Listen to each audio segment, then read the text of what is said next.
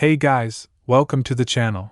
As you see in the thumbnail, what if Issei was harem king by using seductive power part 1. Before I start, please do support for more awesome content, and subscribe my channel and like this video. If you like to hear adult version of this and other stories, I'll give you link of my Patreon. Go support and follow the Silver W. King for writing that awesome fanfic, and also make sure to comment on this story. Link in the description. Let's start this video. There are certain irritating tasks that befell all rulers, even for one of the 4 great Satans, rulers of the underworld. Sirzek's Lucifer wasn't normally one to conform to stereotype, but on occasion even he would curse paperwork. Doubly so, for being the only responsible ruler out of the 4. Ajuka tended to focus on his inventions than his job. Falbium considered being lazy an achievement. And Seraphal was too busy being a magical girl to be a Satan, and as for him, well, being called the Satan the devils will end with behind some closed doors isn't exactly endearing. It was a damnably seething title. Just because I care about, I wonder how many of our subjects take a bit of time a day to mentally scream in horror at realizing that. Yes, these are our leaders. A sardonic smile tugged at his cheeks. Sirzek returned to the stack of papers on his desk. He had reached the annual assessment reports for devils living in the human world. It was a performance monitoring report to show the devils' activities, what they have been up to, and how many contracts they made for the year. The reports also helped in the ranking of said devils. With a bit of deliberation, Sirzek raised the pile, took the last paper, and placed it down. He took a deep breath and read through it. Sirzek put down the piece of paper and sighed as he leaned back on his chair to contemplate. A small part of him had hoped that the result for this report would have been different this time. No change, Lord Sirzek? Sirzek turned to the speaker. The silver-haired woman in the maid outfit was his wife and holder of Queen Peace, Graphia Lucifuge. As always, during his work hours she treated him formally, even if they were alone. He would argue that point with her, but he knew he would lose anyways. He tried before. No, it seems like it's as expected, said Sirzek as he glances back at the report. The number of encounters with stray devils are also annoyingly high, yet they were all promptly handled, Graphia said to reassure him. Even so, Sirzek gazed far away, lost in an old memory. A part of me wonders if I had made the right decision. Graphia moved to stay by her king. Breaking decorum, she rested her hands on his shoulder. You did, Graphia told him, even she had her kinder moments. You gave your sister the strength to follow her dreams. Yes, he said. Now I hope those dreams do not damn her. The annual assessment report was for Sirzek's little sister, Rias Gremory. The report held many pieces of data about the outgoings of the Gremory heir since she started living in the human world for the past 2 years, yet the one line that was the source of all problems was total number of human contracts, 1. Sirzek gave the report another look, before putting it down with a sigh. Well, he began in a carefree tone, as he stretched his muscles from sitting for too long. The rest of these aren't that interesting, so I think it's time for a break. The great Satan moved to get up, and the hand on his shoulder placing the lightest pressure stopped him. Please get back to work, Lord Sirzek, his queen said in a soft voice. Why? He said lazily to her. As the Satan, I don't have to work if I don't want to. Because, my lord, she began with a coy smile. Our shared rule, I do not work if you don't, Sirzek sighed dramatically. So, I do not get to taste you delightful cooking? Your revitalizing tea? What about our son? You would not work for him? Milikas will always get his meals on time, my lord. Either by my hands or one of the maids I trained. But as for you, my lord, only I'm allowed to handle your meals. Well, I might forget that. Her smile had a knowing look, of one who held all the cards. And why are only you are allowed to make my meals? He played at whining. It is not like an assassin could really get to him with poison through such a method. Because only I get to hold that power over you, my lord, tyrant, he mockingly cried out. Graphia hid her amusement, before her eyes took a gentler look.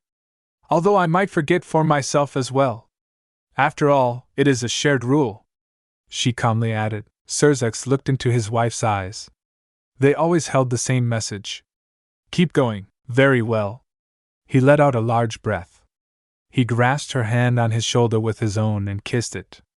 I suppose I would be a poor husband to starve my wife. Truly, I married a most devious serpent. Grafia stepped back, bowed and moved to make tea for her king. By your leave, my lord. Her retreating back hiding her small smile. Sirzex watched her leave with a content glow in his chest. As she closed the door behind her, he rolled his shoulders, gave a last look to the report on Rias and went back to his work. Let this year will be a quiet one. Surely there can be moments of peace between each storm, right? For one Haida Issei, today had been the greatest day of his life. He, a proud pervert whose parents have given up on him ever providing them grandchildren, had gotten a girlfriend. Not only that, but a cute and lovely one. They had just went on their first date together, and Issei had pulled out all the stops. The theme park, movies, lunch, photo booth. The whole 9 yards. It was the perfect date, and it was ending at the perfect spot. At sunset in the Hikari Garden. A great park and couples spot that looks near magical at sunrise or sunset. And now this date is about to reach its best moment.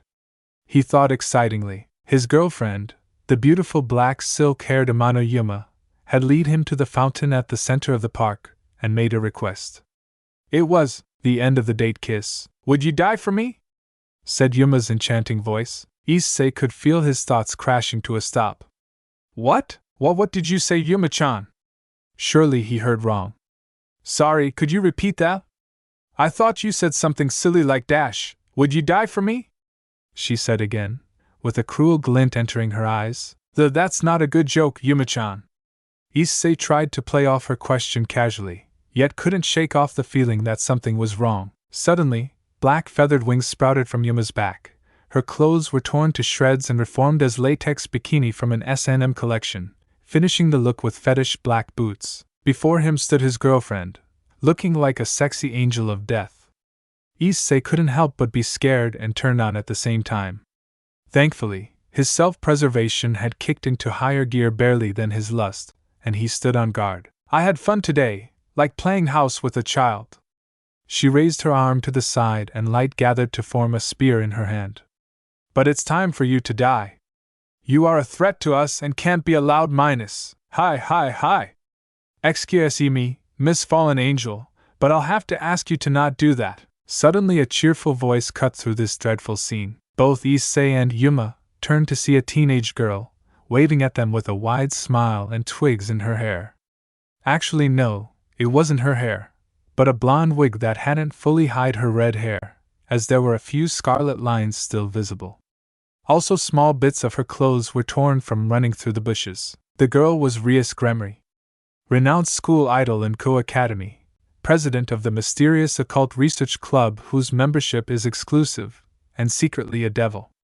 The girl was known for her aloof and gentle demeanor, and for her habit of keeping her eyes in a closed expression. She was known as the shy jewel Wanisama. While no one had actually seen her eyes, most would say they are probably as pretty as gems. Her closed eyes usually showed her as detached while giving her an odd feeling of tender wisdom from older years.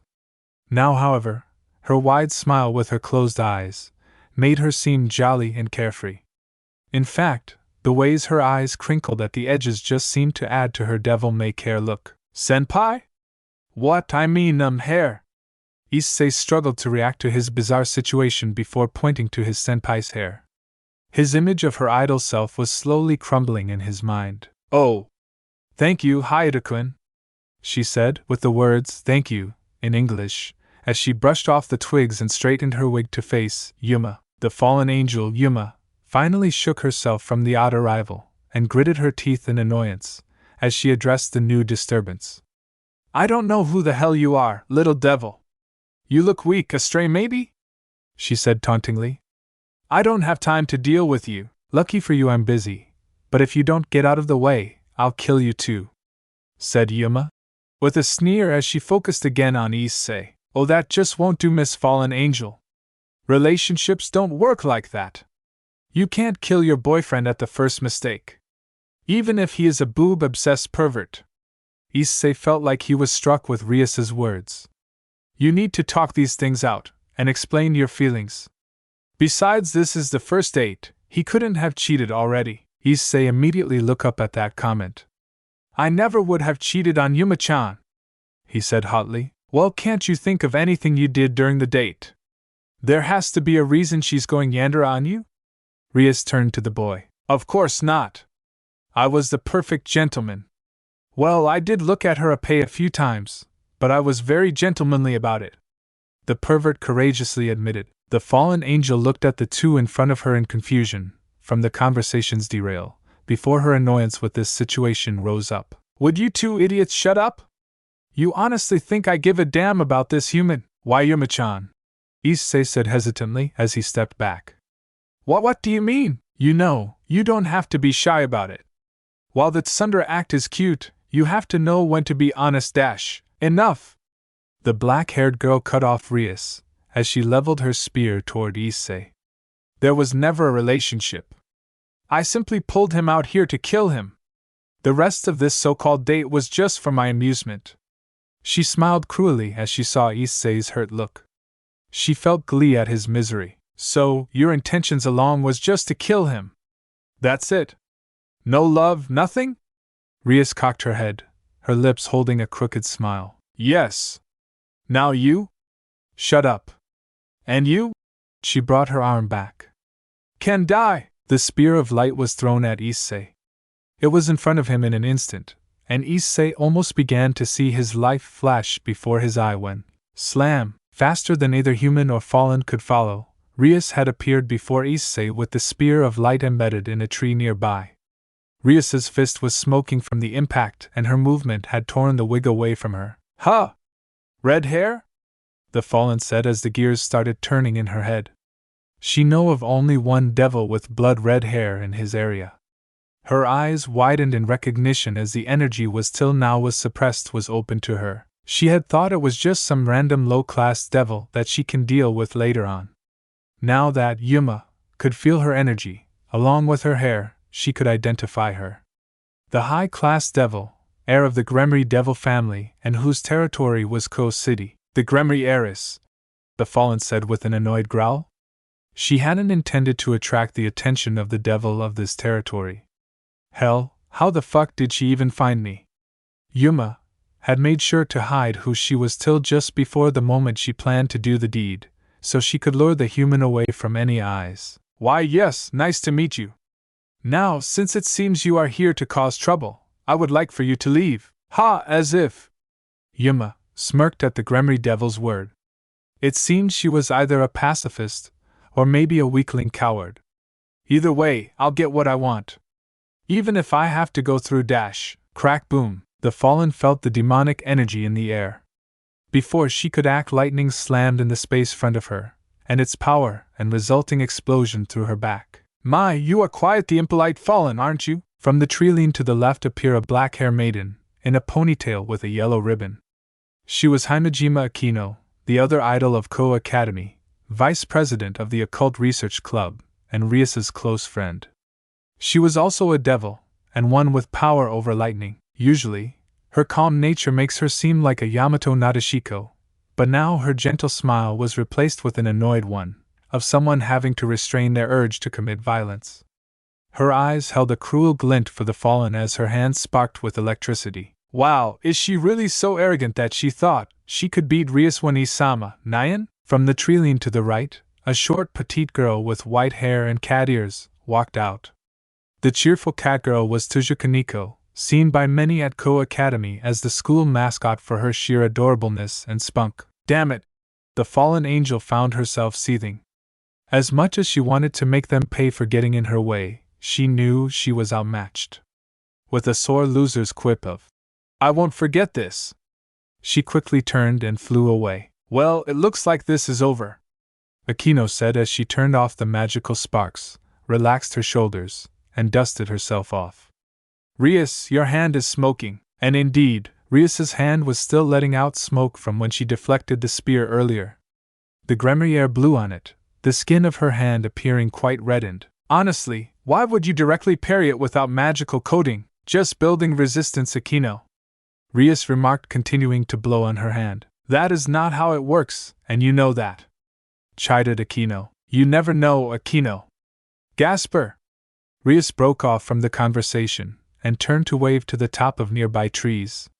Did you get all of that? Squeak, squeak! Issei let out a gasp as he followed Rias's line of sight, to see a group of bats nest at the top of the tree.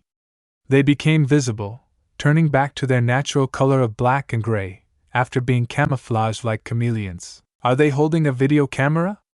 Issei thought incredulously. Yeah, I'm sleepy. Koneko began rubbing her eyes out. Her downed ears gave her an adorable expression that Issei, in any other time, would have exclaimed, "Mo! About. Yes, I suppose today has been long. Honestly, 3 strays in one day? That has to be some sort of record." Rias mused as her held her chin. Yes, almost lucky, the last one was near here, said Akino, as she began to move and check on Koneko. True. In a way that throws of the theory of this being a COR dash. What is going on? Issei finally shouted, unable to simply surge off or process these random shocking events anymore. What was that with Yuma-chan? Why did she gain stripper although awesome clothing and wings? Fallen angels? Devils? Cat girl? He gestured to Koneko. Nyan, she yawned. Okay, you have to admit, that's adorable, said Rias. True, Issei nodded sagely. But again, what's going on? Why did Yuma-chan change? Why were you wearing a wig? He shouted, at his wits' ends. It was on sale, Rias said quickly, as she went and took back the downed wig in her hands. Besides, you never know when you might need a good wig. Like when? Like for example when I need dash. Ahem. The devolving argument was thankfully interrupted by Akino's loud cough. Perhaps we should have this discussion in a much calmer setting. Ku Academy is a prestigious school, well known for many reasons: its history of successful and well-educated female graduates, its high standards and difficult entry requirements even after becoming co-ed, and of course, its ability to help all its students pursue their creative or athletic talents. Ku Academy was fully capable to funding tens of clubs and supplying them with the best equipment and learning environment. The Occult Research Club held such prestige of its own that it had an entire building all to itself. Why, it was even away from the normal school facilities, giving it that mysterious old school building feel to it. In the face of this exotic presence, Issei could only say, "This is a shed," he said from his place on one of the 2 couches as he looked around the place. A large one, true, but it looked like a giant building from the outside. Why isn't it a giant building inside too? What happened to the giant building? He gestured to his surroundings in confusion. The shed was surprisingly well furnished inside. The place seemed divided into 3 parts. At the right were the TV, gaming console, and other entertainment materials, as well as some chairs. In the middle was Rias's desk, chair, 2 couches, and a table between said couches. Then to the left there seemed to be a very large wardrobe with sliding door, next to a closet. There was a large window behind Rias's chair, with smaller ones to the side, and ones next to the entrance door. Next to the entrance door on the right and near the living room area was a small kitchen area. All in all, it felt like a homely 2DK, but not what one would expect from the infamous and supposedly well-funded Occult Research Club. Budget cuts, said Rias. She was sitting in her large office chair, her elbows on the desk, her fingers interlocked and her head resting on them, still holding to her cheerful, closed-eyed, near-cat smile. Like the actual cat girl who was sitting on the opposing couch enjoying baked goods, tea and scones. It's gone, said Akino, as she was making tea for everyone. Although she seemed to have passed the number of people who would require the drinks. Why did she make 10 cups? Issei thought in confusion. What do you mean by gone? He watched as she gave him 1 cup, another for Koneko, 2 for herself and the rest for Rias. Why is Rias-senpai getting 6 cups of tea? Rias took 1 cup, brought it to her lips. She took in the brew's fragrance, elegantly enjoyed a small sip, then downed the whole thing. That's not how you drink tea. Budget cuts, said Rias as she placed down the cup and took the next one. We had to downsize the club's facility a bit due to a few financial incidents. Akino seemed lost in her thoughts. A bit pale and wide-eyed, like remembering something horrible. Quickly that look was gone. I'm imaging it. Budget cuts, Rias nodded. Wait, how did she get to her fourth cup? How can budget cuts cause you to sell so much of the old club building? And why doesn't it look the same outside? The outside is an illusion, as it would be difficult to explain where the old building went. As for said budget cuts, well, our president, Aquino gave Rias a deadly smile, has some exuberant spending habits, thus we were forced to take some desperate measures minus. Aquino had grabbed one of the tea set's forks and slammed it where Rias's hand was heading, which was to her own second teacup. She's done! Issei saw that all of Rias's teacups were empty. Aquino! Rias gave a hurtful cry at the seemingly act of betrayal, as she held her hand to her wonderful chest. Rias! Aquino drew out the word, flashing her a wide, full tea smile. Unlike you, I need this to calm down and relax. Don't touch my tea, Minya. Koneko let out a loud sigh as she finished her tea. Aquino Onisama's tea is the best. It's refreshing, has perfect temperature, tastes delicious SSS, cures status effect and give +10 to stamina and fatigue resistance. It's an RPG drink. Issei wanted to shout. You have been spending too much time with Gasper, Koneko-chan, said Aquino in a motherly way, with her hand resting on her cheek. On the other room was the last member of the Occult Research Club. An odd, aired beauty that confused many students at Ko Academy and made not a few of them question their sexuality. Gasper Vladi, a boy who had such an impact on the student body that he received hundreds of love letters from girls and boys. Although he always seemed to vanish before anyone could receive an answer. His presence was such a controversy that the school elected to build him his own bathroom, rather than deal with the potential fallout of having him choose which gender bathroom to enter. He's also an honorary member of the cosplay club and the drama club. Why his role as Juliet in the famous Shakespeare play was moving. In many ways, currently this infamous school idol was playing video games in a cardboard box. As in, a literal cardboard box. He was following the conversation while playing his game. Issei, however, decided not to focus on the lovely boy, as Gasper's shy blush upon being caught looking at them had made Issei feel uncomfortable and asking himself questions he would rather shoot down than think too deeply about. Whether Gasper falls under the law of Issei, to be admired and groped, is not something he would like an answer to. Thank you very much. Indeed, said Rias as she drank her tea. Issei quickly focused back on the gorgeous redhead. Wait, what? Issei blinked at this oddity. Didn't Rias finish her tea? He looked around for a bit. Maybe there was an extra cup? Before shrugging it off. It wasn't the weirdest thing he saw today. He raised his cup to his lips. What the? To find it empty. Rias, Aquino said. Don't use high-level magic for childish tasks. Rias drank Issei's rightful brew with a pout. Issei, however, rather than focus on this humorous exchange, focused on the important detail. Right. Magic. Of course, with everything else that happened. Issei found his thoughts turning to Yuma and what had transpired. His head lowered in contemplation. Why did you want to kill me, Yuma-chan? Didn't you like me? Did I make you happy? Noticing their guest's frown, the president and vice president straightened themselves. Issei began, raising his head. Gremory-senpai, everyone, can you please explain to me what's going on? Yes, Rias said, her tone lower than its usual octave, showing a more caring side to the scarlet-colored devil. I suppose you are owed some answer, Hayate-kun. It is time I introduced who we are, and what you have gotten yourself into.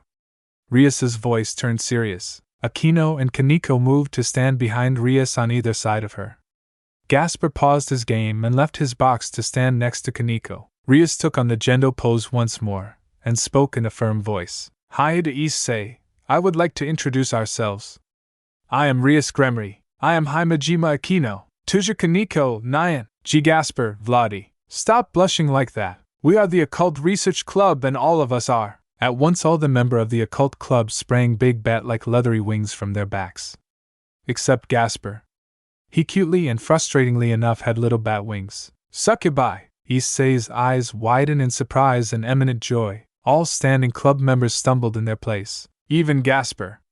He asked after a moment. Especially Gasper. Iya! Shouted said boy in surprise, hugging himself embarrassed, in a very adorable way. Isn't he a boy? He's the exception that proves the rule. Aquino proceeded to facepalm before stopping and moving to the table in front of the club president's desk that held her second cup of tea. She downed it in one shot. Okay, now that I don't have a headache anymore. Rias. She gave her friend and club president a stern look. Hayato-kun deserves an explanation. Stop playing around and act responsible. Said two let-down voices. Aquino, you spoil sport. So, you're not succubi? Both Rias and Issei pouted in disappointment. On the side, Koneko quietly snickered, while Gasper was still blushing in mortification, but watching the scene.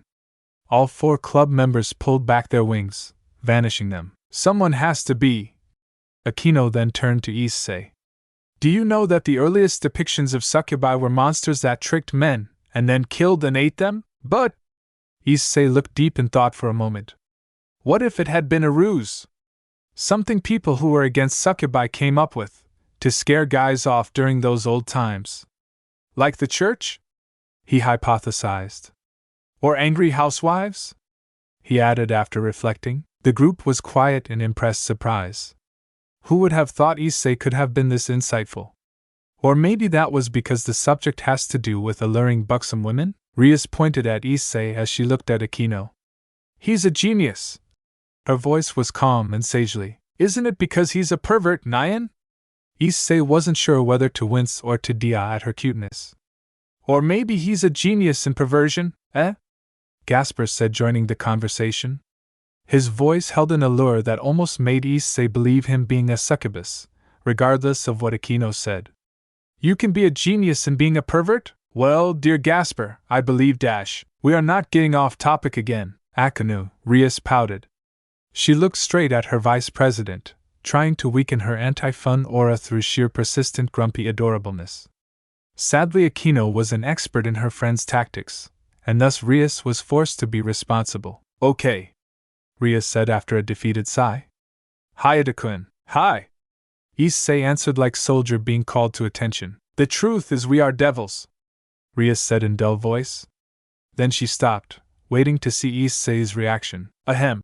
Aquino coughed. And no, we don't take people's souls. Rias internally cursed, having her fun taken away again. Issei's reaction would have been so amusing. Oh, okay, said Issei, as she tried processing what he heard. Ahem. Aquino coughed again. Oh. Except Gasper.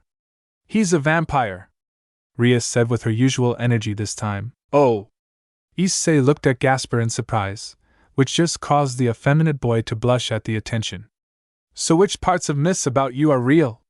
Since I'm pretty sure you don't sparkle. Gasper hesitated a bit, before he found his words. Well, the drinking of blood is real, and we get some power from it. Pooh, normal vampires need it to survive. Also yeah, sunlight is bad for normal vampires. Oh, that must suck not being able to walk in the day. Wait a minute, I saw you around in campus, walking in the sunlight just fine. Gasper had a wistful look. I'm half vampire, so I don't have problem with the sun, or even need to drink blood that often. Ah, lucky. Gasper winced at that comment, although Issei didn't notice. Wait, Gremory-senpai was talking to some bats at the park? Issei left the question open for the cross-dressing vampire. Ah, that was me. It's a vampire ability to be able to turn into bats. Some can even turn into fog, but I never managed that. His voice became lower as he described his deficiency. Don't worry, Gasper, encouraged Rias. We'll get right on that when we have some free time. Wani-sama. The petite vampire responded in awed adoration. Na, Wani-sama, said Koneko. My feet are starting to get numb. Can we sit down now? No, Koneko, we are not done expositioning yet. Aquino and Gasper let out an exasperated sigh. Wait. As Issei looked, he noticed the club members were still standing all this time, strategically behind Rias on either side. Have you seriously been letting them stand all this time, just for dramatic effect? Of course, Rias exclaimed proudly. She didn't even deny it. Then, Issei gained the club's attention again. If you guys are devils, and Gasper is a vampire.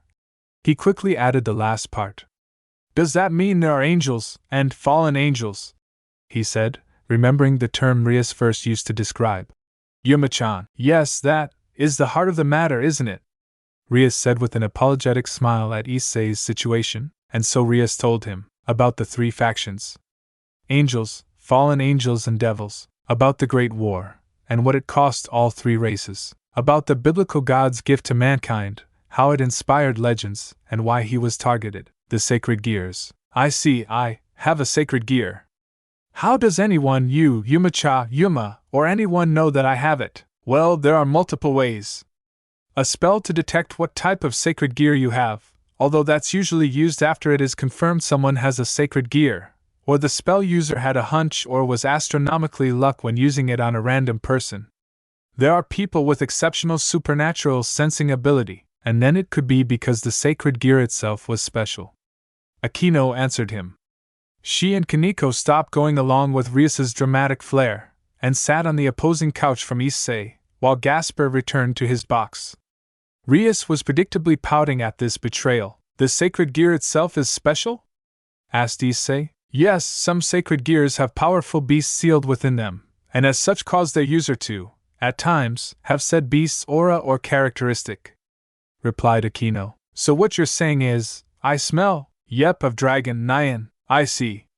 All of this happened because I smell. Yes, Issei. Issei looked at Rias, feeling that she might oddly have an inkling of his thoughts. If you don't take showers daily, you will dash. It is not something that normal people can smell, Issei. Aquino cut her off. It is something that a person with supernatural senses can feel about you. Even then, that fallen needed to be close in order to confirm if the aura of a dragon was coming from you or not. I see. Thank God, that's one thing not to worry about. I made sure to shower this morning. If you want to remove the smell, I personally suggest dash. Rias. Aquino drew out her friend's name, like a mother scolding a child. So, Issei tried to drive the conversation away from Rias and Aquino arguing. Also because he was getting excited at the idea that he might have superpowers. How do I use this sacred gear? Is there a special method? Do I meditate? All right. Rias stood up with enthusiasm and a large grin. Here is what you do, Rias. Aquino warned her from mischief. This is going to be the most difficult thing you do in your life. And Rias promptly ignored her. Issei found himself standing up facing Rias, matching her energy. Yes, ma'am, Aquino sighed, knowing that there are times, even she can't contain Rias's antics. Koneko and Gasper looked on in excited amusement and curiosity respectively. Tell me, Hayate Issei, what is your passion? Rias asked with a voice that promised glory. A pay. Issei unashamedly replied with determination. What do you dream and yearn for? A pay. What lies in your heart? What is this stupidity? Aquino muttered quietly. A pay. Then call for it, Issei. Imagine it and call for with all your will. The Issei that will bounce the heavens. Rias thrust her hand, pointing up to the sky. Ahuaya! Issei followed Rias's motion, imagining them with all his might. The Issei. The perfect Issei. The balance of tender softness and firm hardness.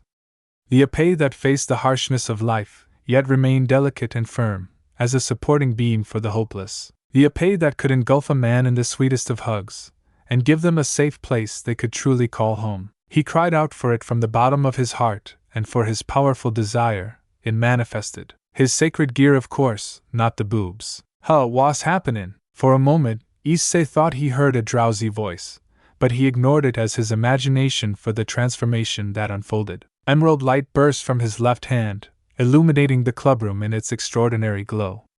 A red gauntlet materialized on Issei's left arm from motes of red light.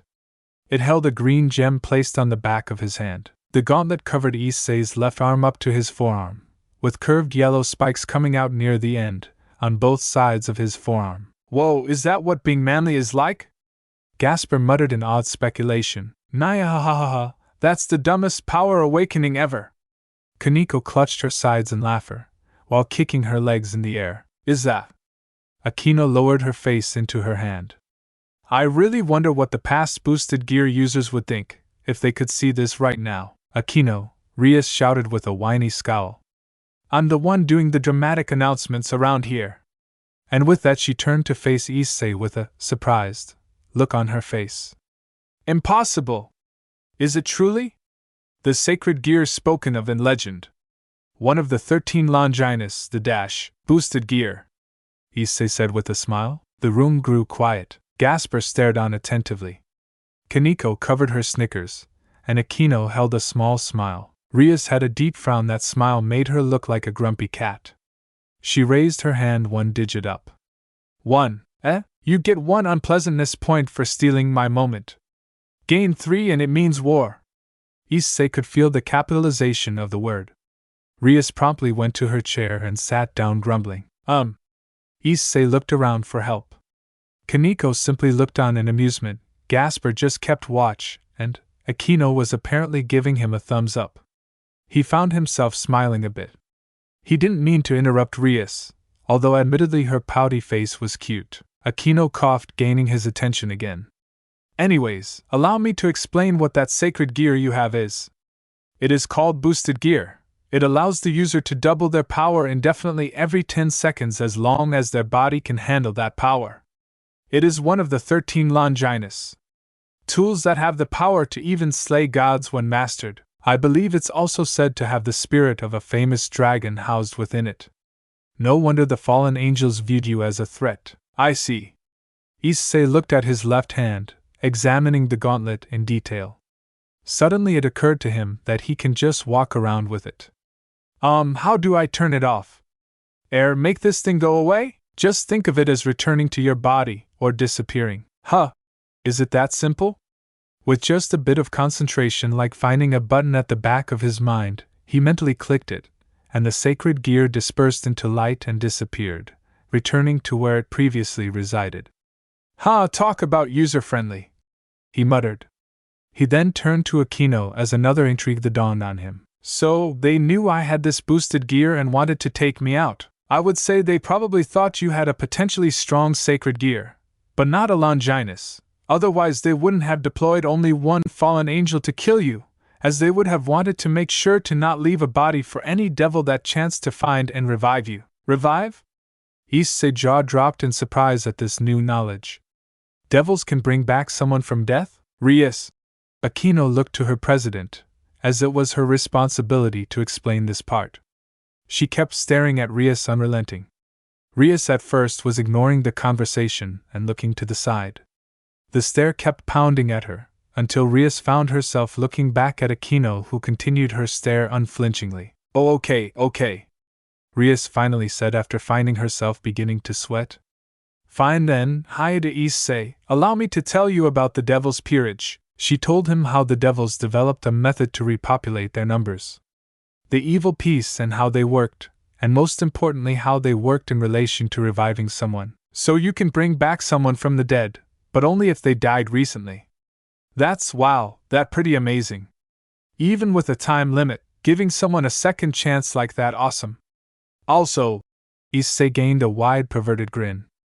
It's like having your own personal harem. Rias had a grin. She opened her mouth. Make that joke and you will have no tea for a week. Rias closed her mouth with a whine. Issei found himself chuckling at the exchange, and then quieted down to gather his thoughts. Today had been really long. It was a roller coaster of the most bizarre events of his life. His girlfriend tried to kill him. He discovered that the supernatural was real, and that he had a legendary item that in game terms would be the most hacks and unfair thing ever. At this point he couldn't help but think, what do I do now? Well, Issei looked up to see Rias answering him. Looks like he said that last thought out loud. I would say you earned a good night's sleep. You look like you need it. Koneko-chan, please escort Haida-kun back to his home, and take care of any bugger that bothers you guys. Rias surprisingly had a kind, understanding look to her, rather than her goofy, carefree one. Issei looked at the windows behind Rias to see that the sky had become dark already. I didn't even notice the club room's lights turn on. Also, Aquino moved and brought out some paper strips from her pocket. Koneko, put these around Haida-kun's house. She handed Koneko the paper strips and then turned to Issei. They will form a protective barrier against anyone with ill intentions toward you or your family. It wouldn't hold them forever, but it will send us a warning signal of an attack and buy you more than enough time for us to arrive and help. I see. Issei gulped at the news. Will my house or my parents be attacked? The fallen angels wouldn't want too much attention put on their actions, so they will mostly focus on you. Also, with that Yuma girl's failure, they aren't likely to attack you anytime soon, seeing how we responded the first time. Oh, Issei released a sigh of relief. That's good to know. Thank you for everything. Gremory-senpai, everyone. He bowed to all the club members in turn. Devils are really different from what I would have expected from the stories. He scratched the back of his head with a sheepish smile. Again, thank you for everything. He bowed once more. Hayate-kun. Issei raised his head as the red-haired devil addressed him. You can just call me by my first name, since I hope we'll be friends from now on, said Rias with a wide smile. Same here, Hayate-kun, added Akino with a gentle smile of her own. Issei turned to the quiet member of the group. Same here, senpai. Would you please stop being so cute? I see. Issei found himself blushing at being accepted by two hotties and Gasper. You can call me Issei then, although my friends call me Issei. Very well, Issei-kun. Get home safe. Bye-bye. Well then. Koneko began headed to the door. Let's get you home, Nyan, she said with a fist pump in the air. So, Koneko not a chance pervert. It's Koneko-san or Sama, Naya ha ha ha. Koneko opened the door. Ugh. Issei felt like he was physically hit by her rejection. Fine, Koneko-san, I prefer Sama. Koneko stuck her tongue out at him. Sama? That discussion continued for a while long after Issei closed the clubroom door and left with Koneko. A Longinus wielder, huh? Of all the things. Akino contemplated on where this development will lead. Gasper. Rias now focused on the young vampire. Do you have the footage? Ah, yes. Gasper retrieved the camera from his box and brought it to the redhead.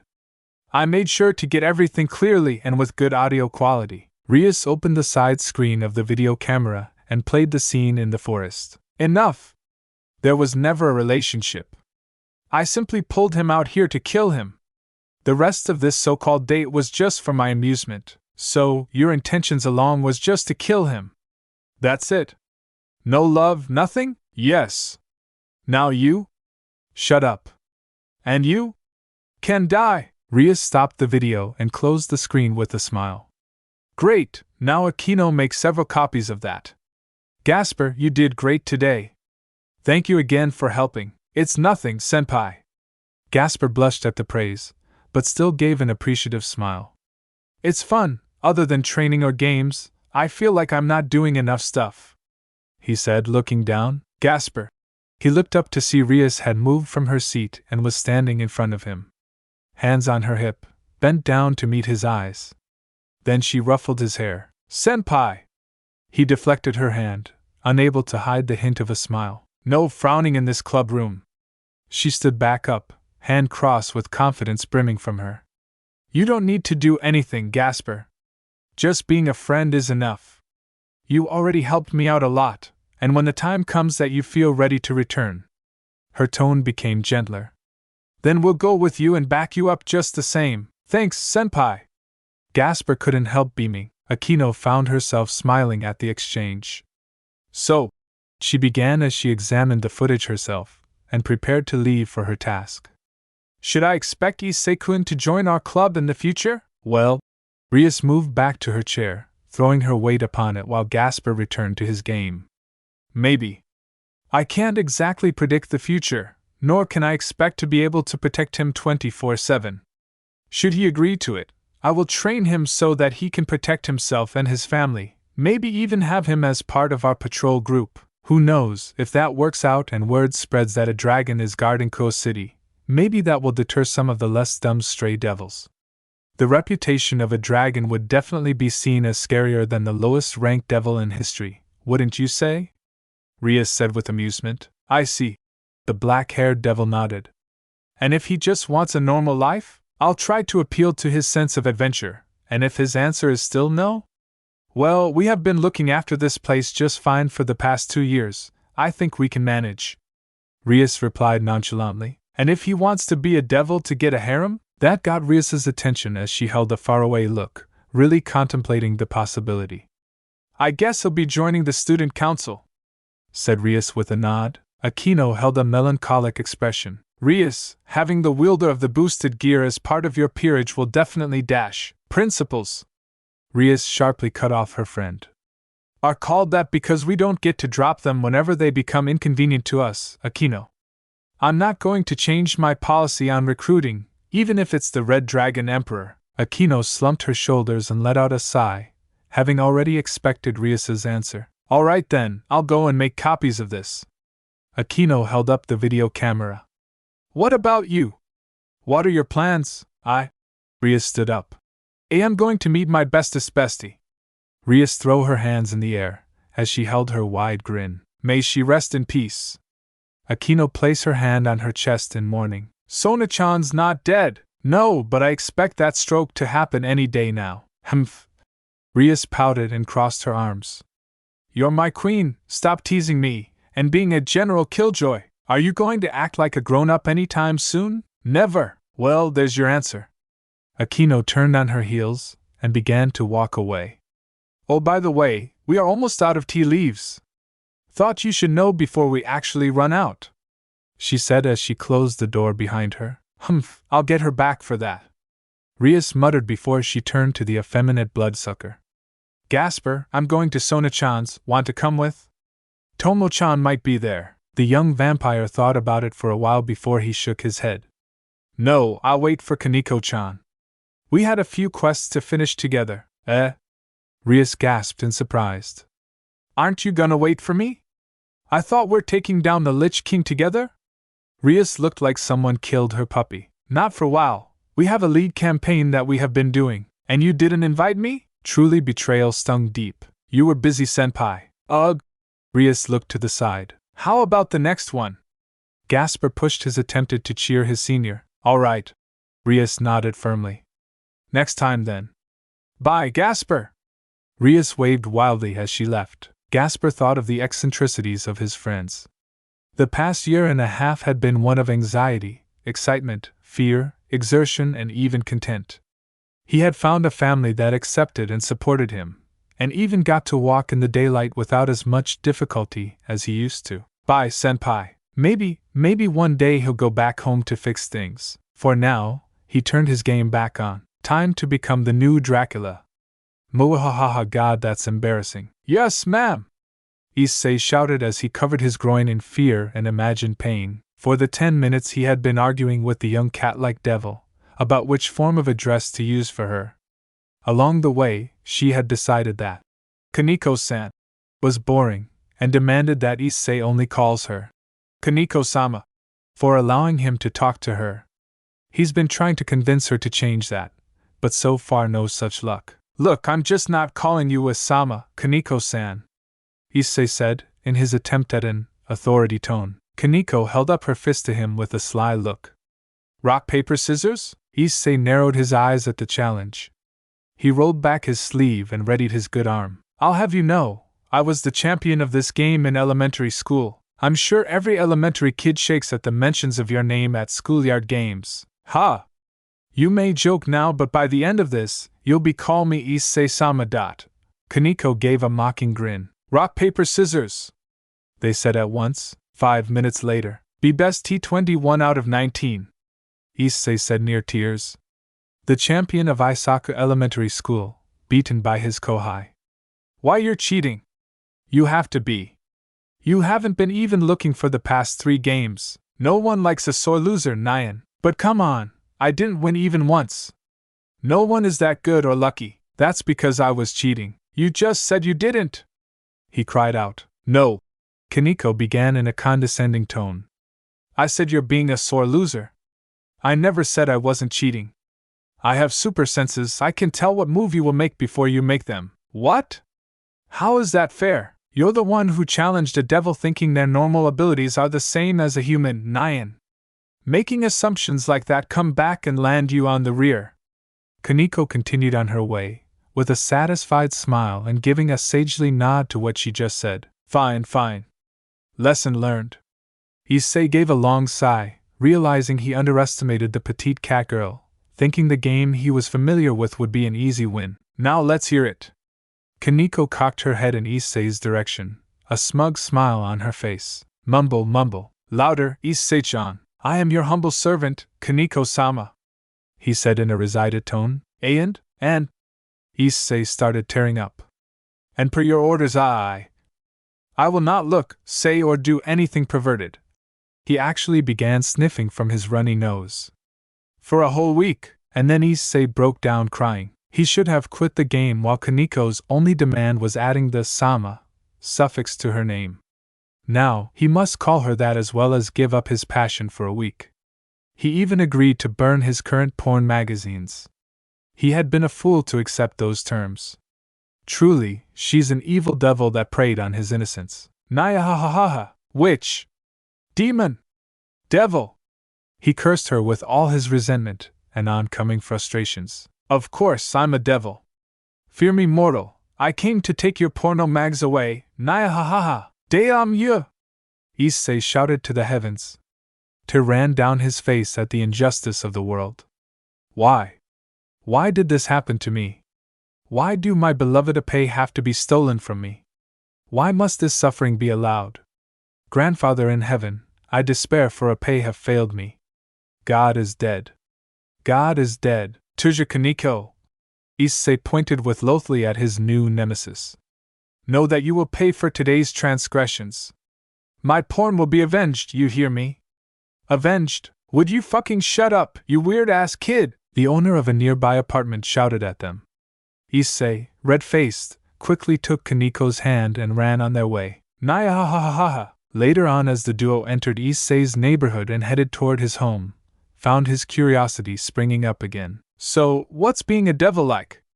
If there's no soul-sucking or anything like that, and you go to school, and probably get a job after graduation, is there a difference between that and normal humans? There isn't much of a difference if you think about it in a general sense, Nyan.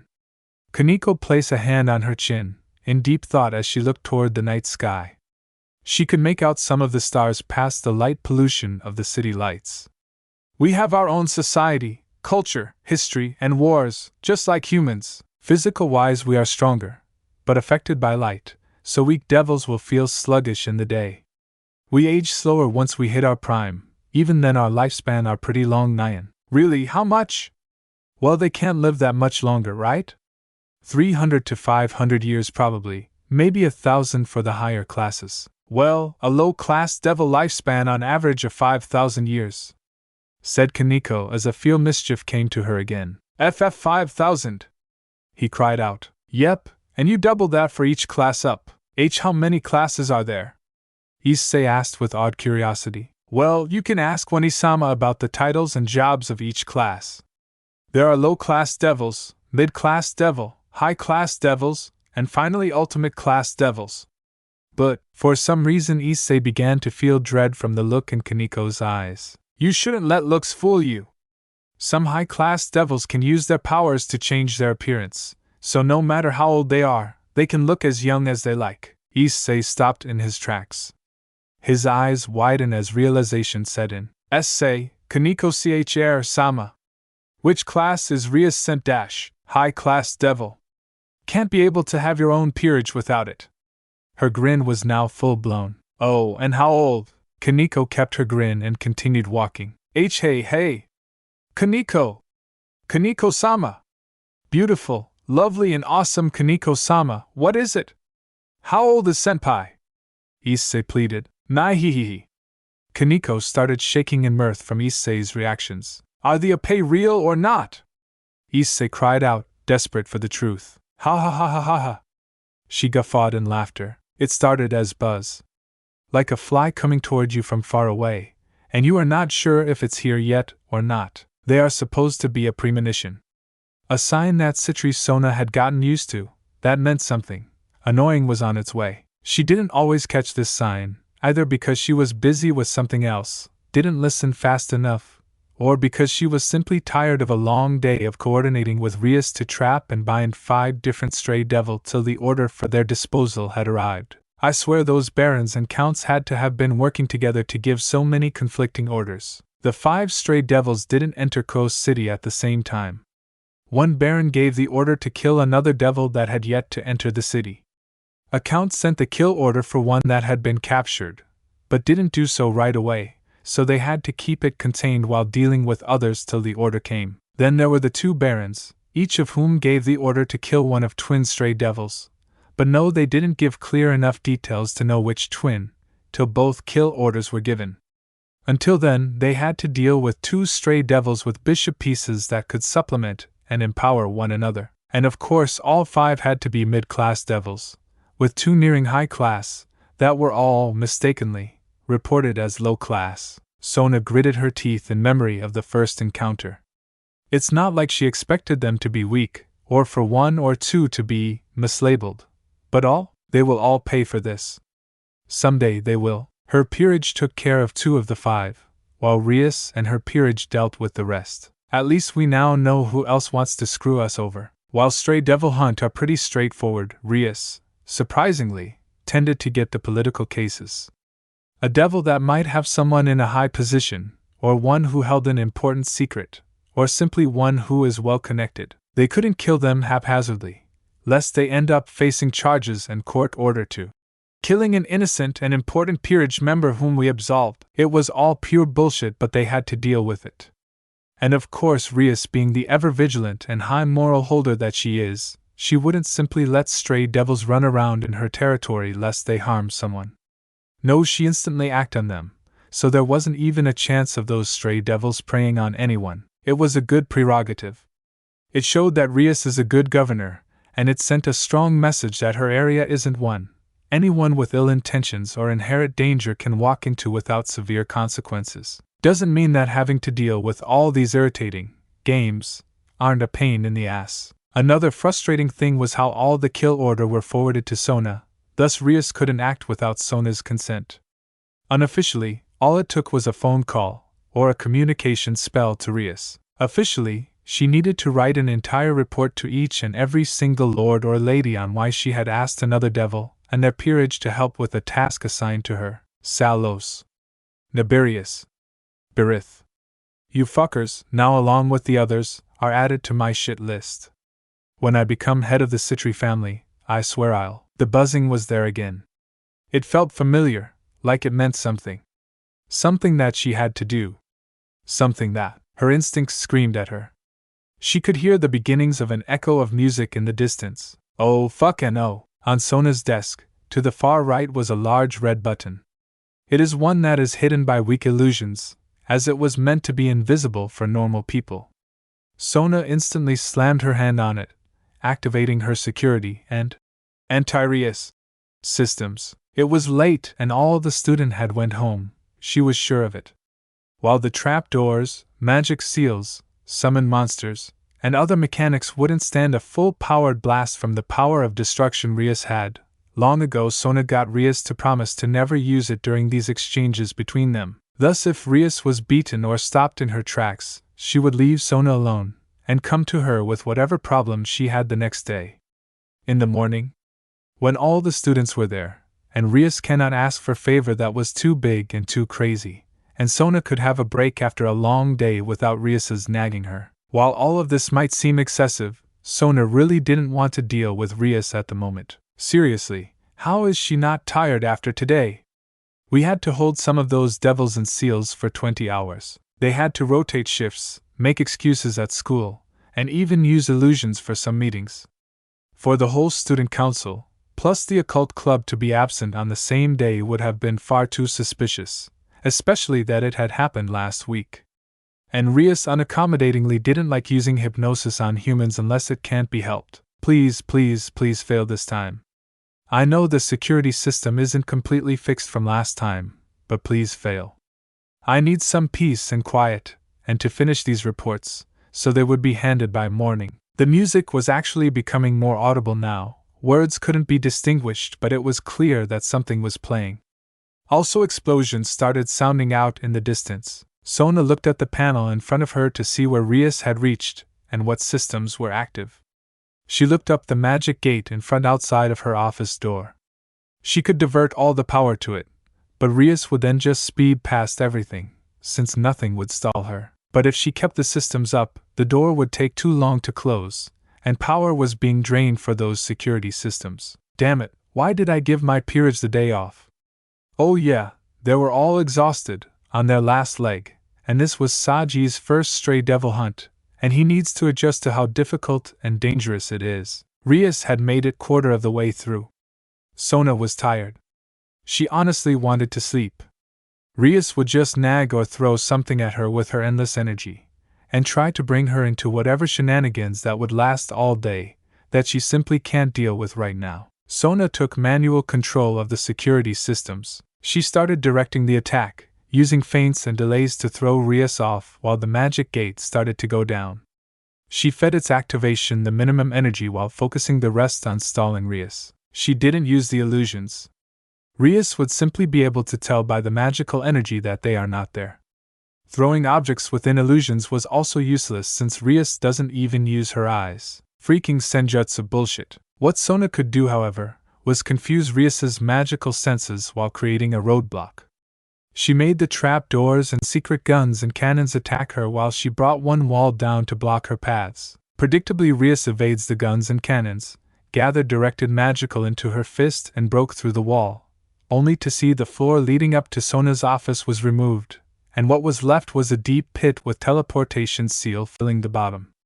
Instantly, Rias spread her bat wings and took to the air. Sona smirked. The floor was returned, and then the walls and ceiling were charged with lightning magic, while a laser grid manually controlled by Sona was fired from those walls, floor, and ceiling. Rias quickly set to flying and maneuvering through the crazy targeting laser. These ones were like the movies, meant to set off the alarm, but strong enough to cut through steel. Rias, of course, didn't focus on her durability, but her speed, and poured her demonic energy into her wings. While Sona controlled and maneuvered the laser grid with one hand, with the other she was giving instructions to the rest of the systems down the path of Rias, to create a gravity field. She needed to stall Rias with the laser grid till it was finished. Gravity field completion, 30%. Rias flew, twisted, backtracked, and speed in all direction to make it through the laser grid. Gravity field completion, 53%. Rias had made it quarter of the way down, before she instantly stopped in midair. All the lasers pointed to her before Sona realized her mistake. Shit! Rias forced all her demonic energy to move to the side, and through a narrow opening in the lasers from where they were hitting. However, she wasn't unharmed. Some of the laser torn through her bits of her clothes, one went through her, nicked her arm, and one went through her hair, lighting it on fire. Gravity field completion, 78%. Come on! Sona shouted urgently. Come on! Come on! Come on! Come on! Rias made it halfway through the laser grid. The music was louder. Gravity field completion, 97%. Good enough!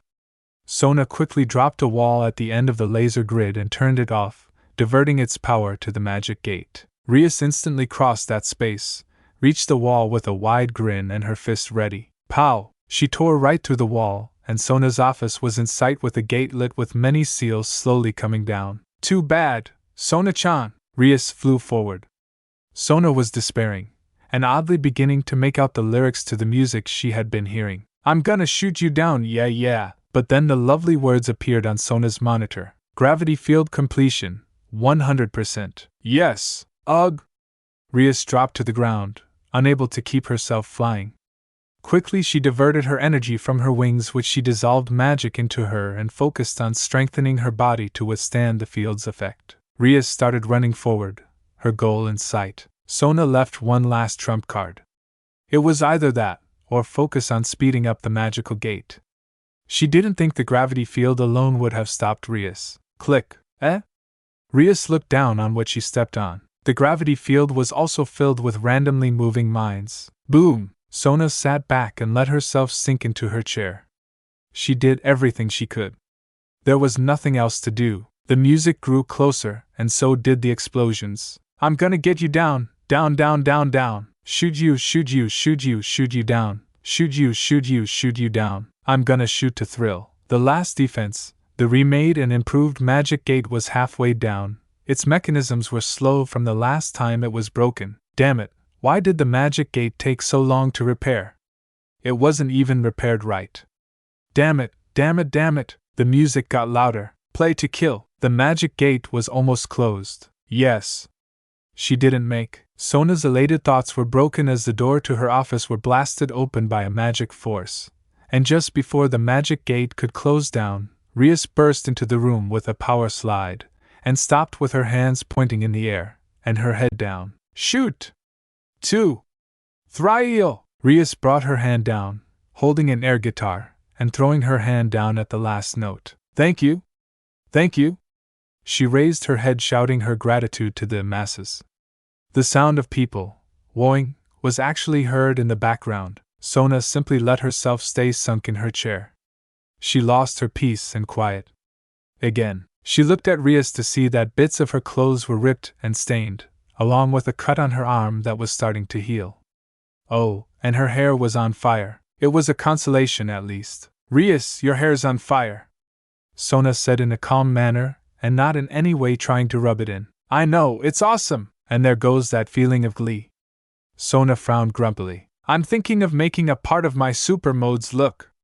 Rias got up and went to grab a chair. You don't have a super mode, Sona said lazily. I can dream, can't I? And I'm here to crush your dream. Also douse your hair now before you end up smoking up the room. Sona was beginning to feel sleepy. She had used the last of her energy to deal with Rias's arrival, and simply wanted to meet the Sandman now. All right. Rias used a quick water spell to extinguish the fire. Parts of her head were now bald. Eventually they would heal and regrow hair. Rias placed a chair in front of Sona's desk and sat down with a sigh. That was fun, right, Sona? Maybe if I answer her with hums and sighs she'll leave. It was a weak hope. But wow, today was a real mayhem. First that call about the stray devil sighting, which were in the completely wrong place, then there was... Rias began babbling on. Oh, Mao-sama, she isn't gonna stop. Seeing that the only thing she can do to get her much-deserved rest was to make Rias get to the point of her visit, Sona sat up, shook herself awake, and interrupted her. Do you have to add insult to injury? I've never insulted you, Sona-chan. Rias immediately said aghast. Really? So using wind magic to play a soundtrack and people cheering in the area around you, while evading or destroying my security measures, showing that you are treating this whole thing as a play exercise isn't an insult? You mean the whole traps and death lasers isn't just a little game between us? Said Rias, and genuinely stunned at this revelation. Sona sighed as she massaged her temples. Rias, what do you want now? I already sent the monthly funds to your account the other day, and I'm pretty sure there is nothing urgent for you to come here. And no! I am not up to snorkeling, race driving, video gaming, karaoke, or whatever else that popped into your head, Sona said in tired exasperation. I need a favor, said Rias, putting her elbows on the desk and resting her head on her palms. Oh no, Sona deadpanned. I need to get into contact with Sarah-chan. Sona was quickly roused up, sleep fleeing away from her. Oh crap, this is serious. To be exact, I need Demon Lord Levitation to send an inquiry for me. Sona leaned forward, resting her arms on the table, and she focused on Rias. Why? There are fallen angels in Kuo. So, one of them, she attacked a civilian. A human. It might be a misunderstanding, or a couple's dispute. Some fallen are known to be extremely emotional, and might attack in anger. It is not unknown to happen, and the human in question should have been prepared when he entered a relationship with a fallen. That might be harsh, and even wrong, since it happens a lot for a person to hide their race while in a relationship with a human. In Sona's defense, she was just too tired to care about what she saw at the moment as something trivial. I got it on tape that she planned to kill him from the start because it was her mission. He could be a spy, an escaped magician, a crazy person, or something we don't know. It's hired to Issei. He definitely did something to piss her off. No, she asked him on a date to lure him out, and Sona-chan, I need you to focus. I already said that the fallen said it was her mission. Then what is it? Sona cried out. He's the security. Sona's eyes snapped wide open. She looked at Rias carefully, trying to see if she was joking or not. Rias held Sona's gaze. Held her gaze with her eyes closed, but held it nonetheless. Sona fell back into her seat, staring upward. Hey. Sona began to swear only to see it as wasted effort, and just sighed. Rias fell back into her own chair and looked to the ceiling as well. You said it. They both fell into silence.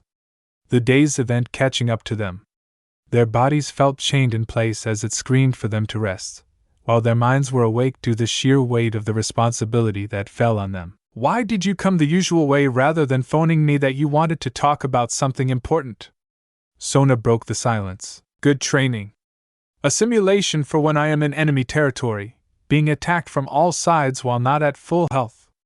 Rias's voice held a calm quality to it, rather than her usual cheer. Oh, Sona acknowledged with a small nod. The two devil airs fell silent again. Sophia, Sona said in a quiet yet commanding tone. While Sona was near empty of demonic energy, she had a few seal filled with energy to execute different commands when she needed them. This one was for a summoning spell. Why are you calling your familiar? Clean up. Oh, Rias gave her own nod. A magic circle lit up next to Sona, and soon enough a petite girl with short blonde near orange hair, and a sizable bust to her size. You called, Sona-sama! She cried out happily. The girl was Sona's familiar, a Selkie named Sophia. She had a wide smile and an ever-excitable energy about her. Sophia liked Sona, as while she was strict she was a fair master who brought out her talents with her training. As long as that other one isn't here. Then she turned and saw Rias. No, she said in a low voice. Sophia's smile was gone. She paled and the excitement about her was gone. She turned to her master with a pleading look. Sona-sama. Those eyes quivered and watered in hope of salvation. Sophia, please go clean and fix up the hallways. Yet there was none to be given. Sophia dragged herself to the office door and looked out. Her eyes widened in horror at the sheer destruction she saw. Knowing that her master didn't want any noise from how tired she looked, she calmly closed the doors. Then she screamed, WWWWHHHHHYYY. Nice girl, said Rias. Sona glared at her closest and most annoying friend.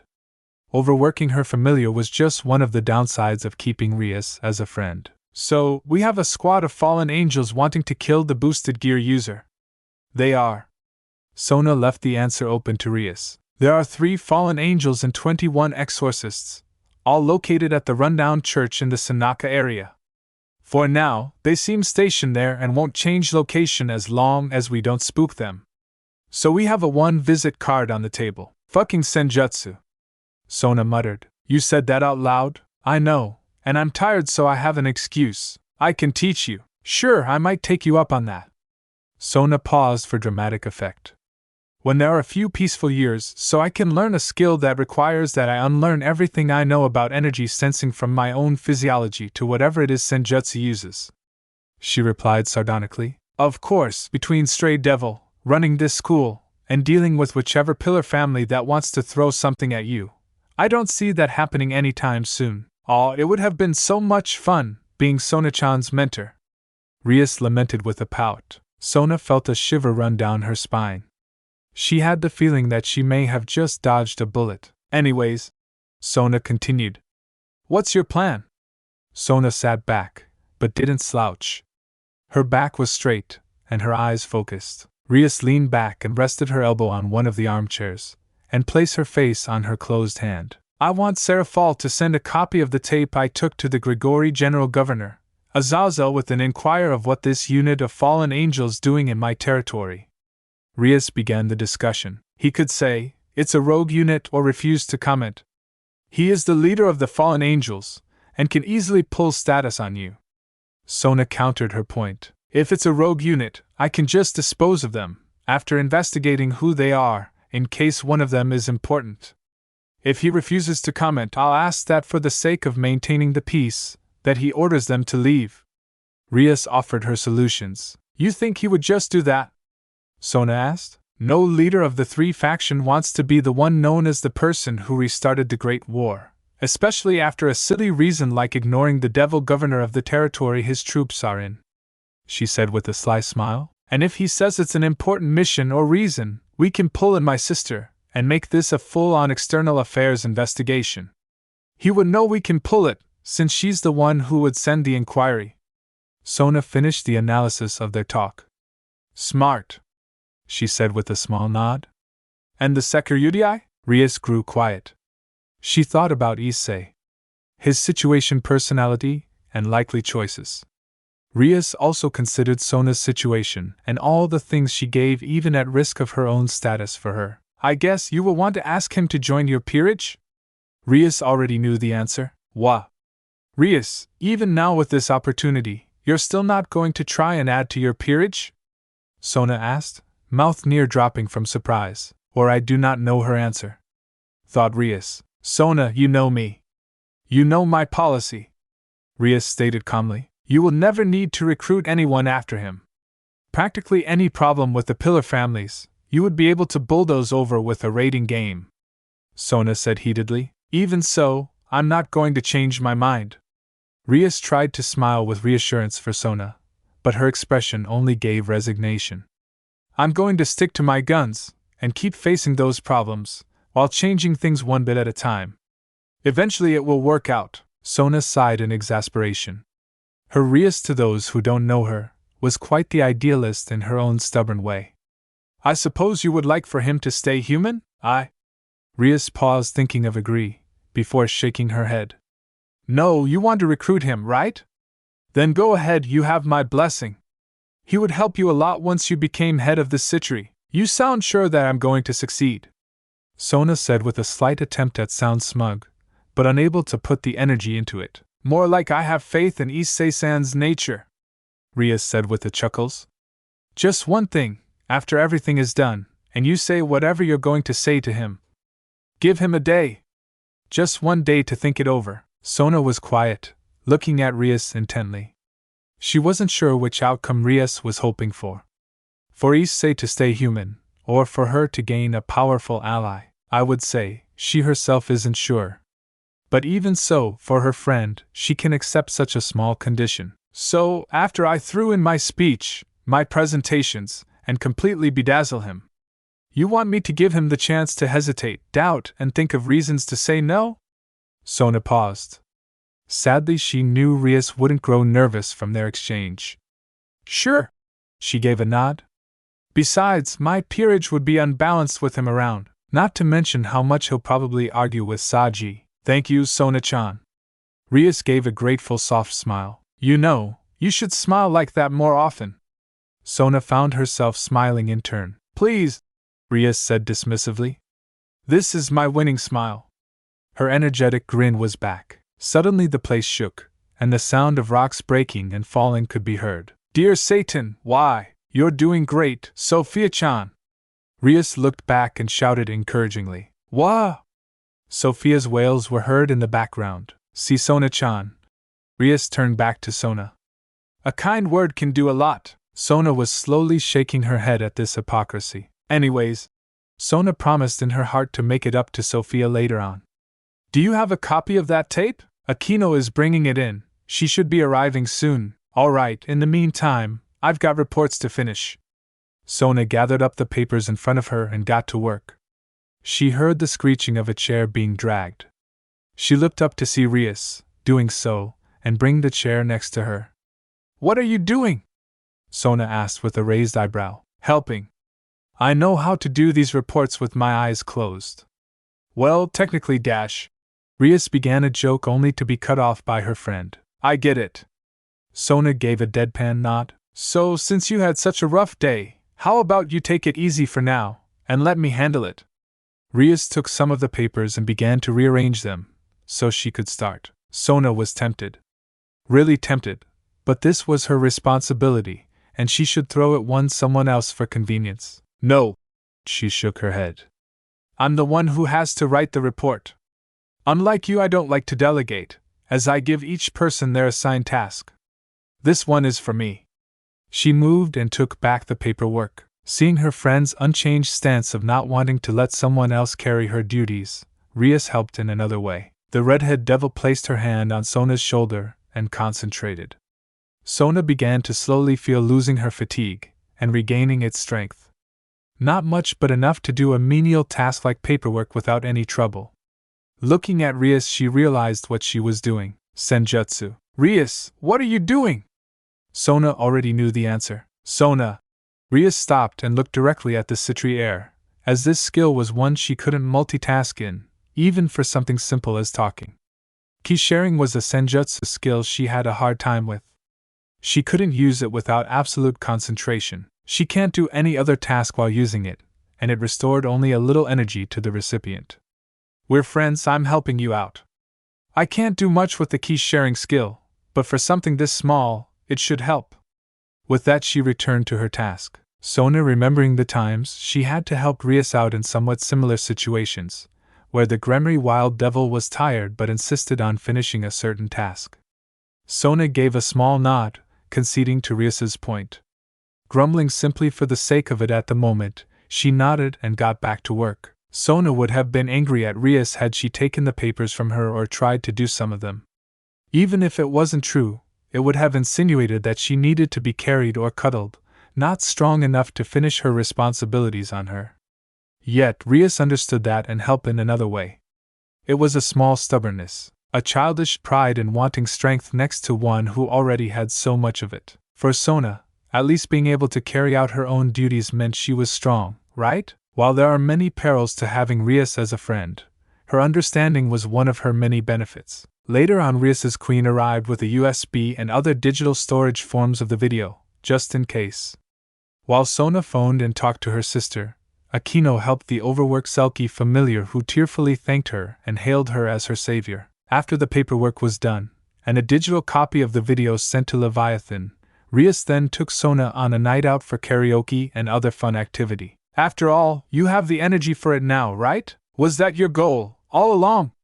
Sona shouted in baffled shock. Rias gave her usual cheerful grin. Ultimately, thought Sona as she was dragged along. There are worse friends to have. Oh, and Issei-chan? Koneko stopped on her way to leave and looked back at Issei, still kneeling in tears over the pile of ash that used to be his porn books. What now, Koneko-sama? Just a reminder that you don't break the rules during this week. Because if you did, I would know, and then there would be punishment. Koneko waved a finger playfully on the last word. PP punishment? He didn't even want to imagine what her deviant mind would come up with. Yep. You know how Gasper still isn't used to large crowds, can only talk to small groups and tends to just disappear when too many people are around? Yes. Issei answered, not liking where this was going. So if you break the 1-week ban, you'll help Gasper in being more confident. Issei knew he would regret the question, but he also knew he must ask it, lest this punishment takes him by surprise. How would I do that? Koneko smilingly told him. He shivered at the memory. Cross-dressing. Should he do or say anything perverted, he would cross-dress to help Gasper feel more confident in crowds. Truly, Koneko was a demonic fiend. Issei hugged himself to push away the shivers. Well, there were also good things that happened yesterday, such as getting to know Rias Senpai and the Occult Research Club. Also, he did get to try his sacred gear a few times yesterday and experiment with it. The idea that he had a superpower filled him with a bit of a giddy feeling at times. Yo, Issei. Issei looked behind him to see his two friends, Matsuda and Motohama.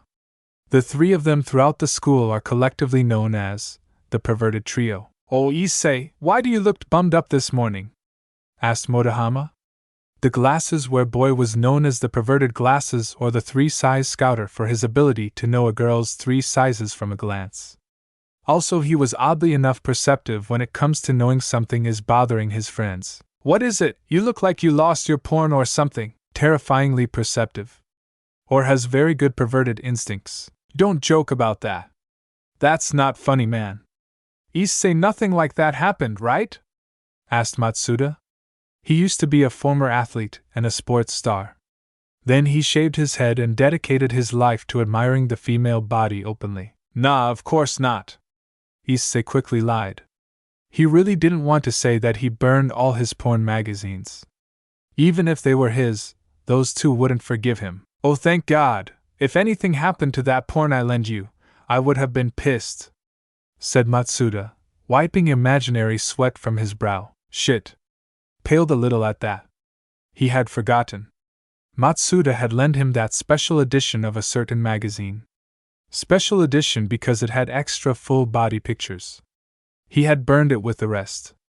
I'll just have to get another copy later on and give it back with him none the wiser. Oh, by the way, I'm gonna need that back by tomorrow, said Matsuda, breaking any plan for Issei to fix this quietly. Why? Issei nervously. Because I lent it to you long enough. You gave it to me 3 days ago. That's long enough, said Matsuda argued back. That's true, said Motohama with a nod. Issei was just annoyed at this stupid team up against him. Shut up! He shouted to Motohama. You borrow my stuff for a month at minimum. He turned to Matsuda. That's because you're a sucker, said Motohama plainly. What he said? Added Matsuda with a nod. Why you? Issei gritted his teeth, ready to pummel the two perverts. The perverted trio argued on their way to their classroom. Issei had thankfully made sure not to actually say anything perverted, fearing that Koneko was nearby. Although he wondered why his friends didn't ask about Yuma-chan yet. Say, something is off about you, said Motohama to Issei. Really? Asked Matsuda, and he gave Issei an inspective look of his own. Oh crap, is he noticing I haven't said a pay yet? Okay, change the subject. Models? No. Swimsuit issues? Of course not. Magical girl anime? No, they will take about an R-rated version of it. Damn it, there has to be something. Then fortunately, or unfortunately, his mind he had avoided thinking about for a while. Guys, he said in a serious tone, instantly gaining his attention. What do you think of eam? Crap, I need another word for a pay. Breast? Too direct. Female chest? Too clinical. Oh. Got it. A woman's torso. Issei gave himself a nod at his brilliance. Well, a toned stomach is nice, but some muscular girls are also sexy, said Matsuda. True. In fact, there are some studies that say dash, continued Motohama, before Issei interrupted him. No, I meant upper torso dot, said Issei. Issei, why are you not saying your favorite word? Asked Matsuda slowly. And you have been acting strangely all morning. Are you really Issei, or are you some alien body snatcher that took his form and came to take your women? Motohama suddenly shouted. That's the hentai we watched last week, you idiot! Issei shouted. He internally panicked. He needed to say something that would get them off his back and not make a scene. Look, something just came to me, and I couldn't stop thinking about it. The two perverts listened intently. What do you guys think of old ones and fake ones? Issei hoped that was safe enough. You mean old breasts and implants? Asked Motohama. You saggy breasts are gross, man. Did you discover some kind of weird fetish? Said Matsuda with an exaggerated look. What brought this on? Asked Motohama. Well, I guess I was wondering if they are things to also be admired or despised. As a lover of all things spherical, good save. I need to find the answer to this life-defining question, Issei said, a closed hand held up, like a leader giving a motivational speech. That is important, said Motohama, thinking deeply. Blah! Matsuda shouted in disgust. What's there to think about? Relics are to be forgotten, and fakes are to be rejected. Only the young originals are worth anything. I would have to go with Matsuda, said Motohama. Old breasts are a reminder that everything eventually fades, while fake implants just makes you appreciate the real deal even more. They both serve the purpose of showing you that real genuine big breasts are the best by comparison. Ha! What naive notions! The trio winced as they turned to the new voice that filled them with annoyance and dread. It was Kiria Aika, another well-known pervert in Ko Academy.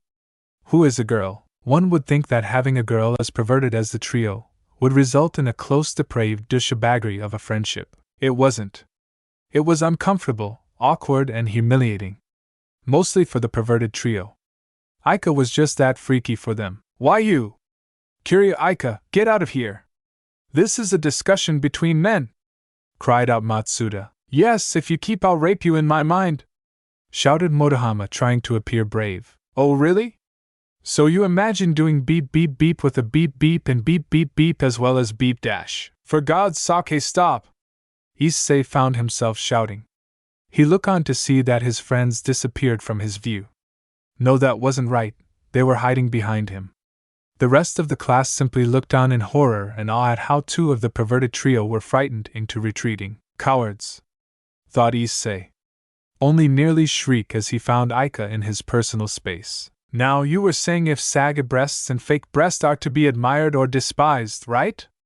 Aika asked with that scary grin of hers.